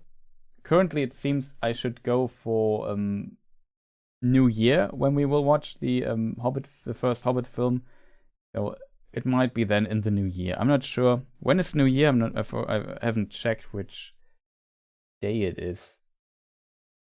Just have to get here my stuff back. New Year is Sunday.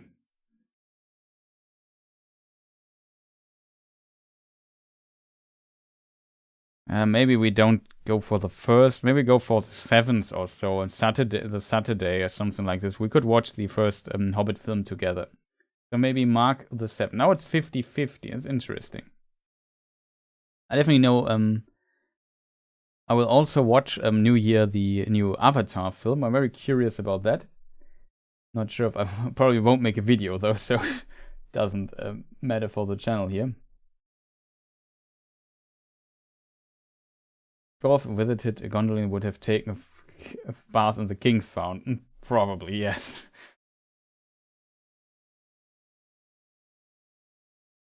It's very, it's a kind of a strange scene, I have to admit. So yeah, it's 50-50 now, so I end the poll. I have to ask in the community tab. This was very enjoyable stream. Thanks. Yeah, Joe, glad you enjoyed the stream. Hope I could answer like a lot of questions of you people here, and had a also had a good time here. Now I will eat something and relax a little bit after this taxing 4 hours 10 minutes. So we got full 4 hours of lore stuff. Sorry for forgetting to unmute myself.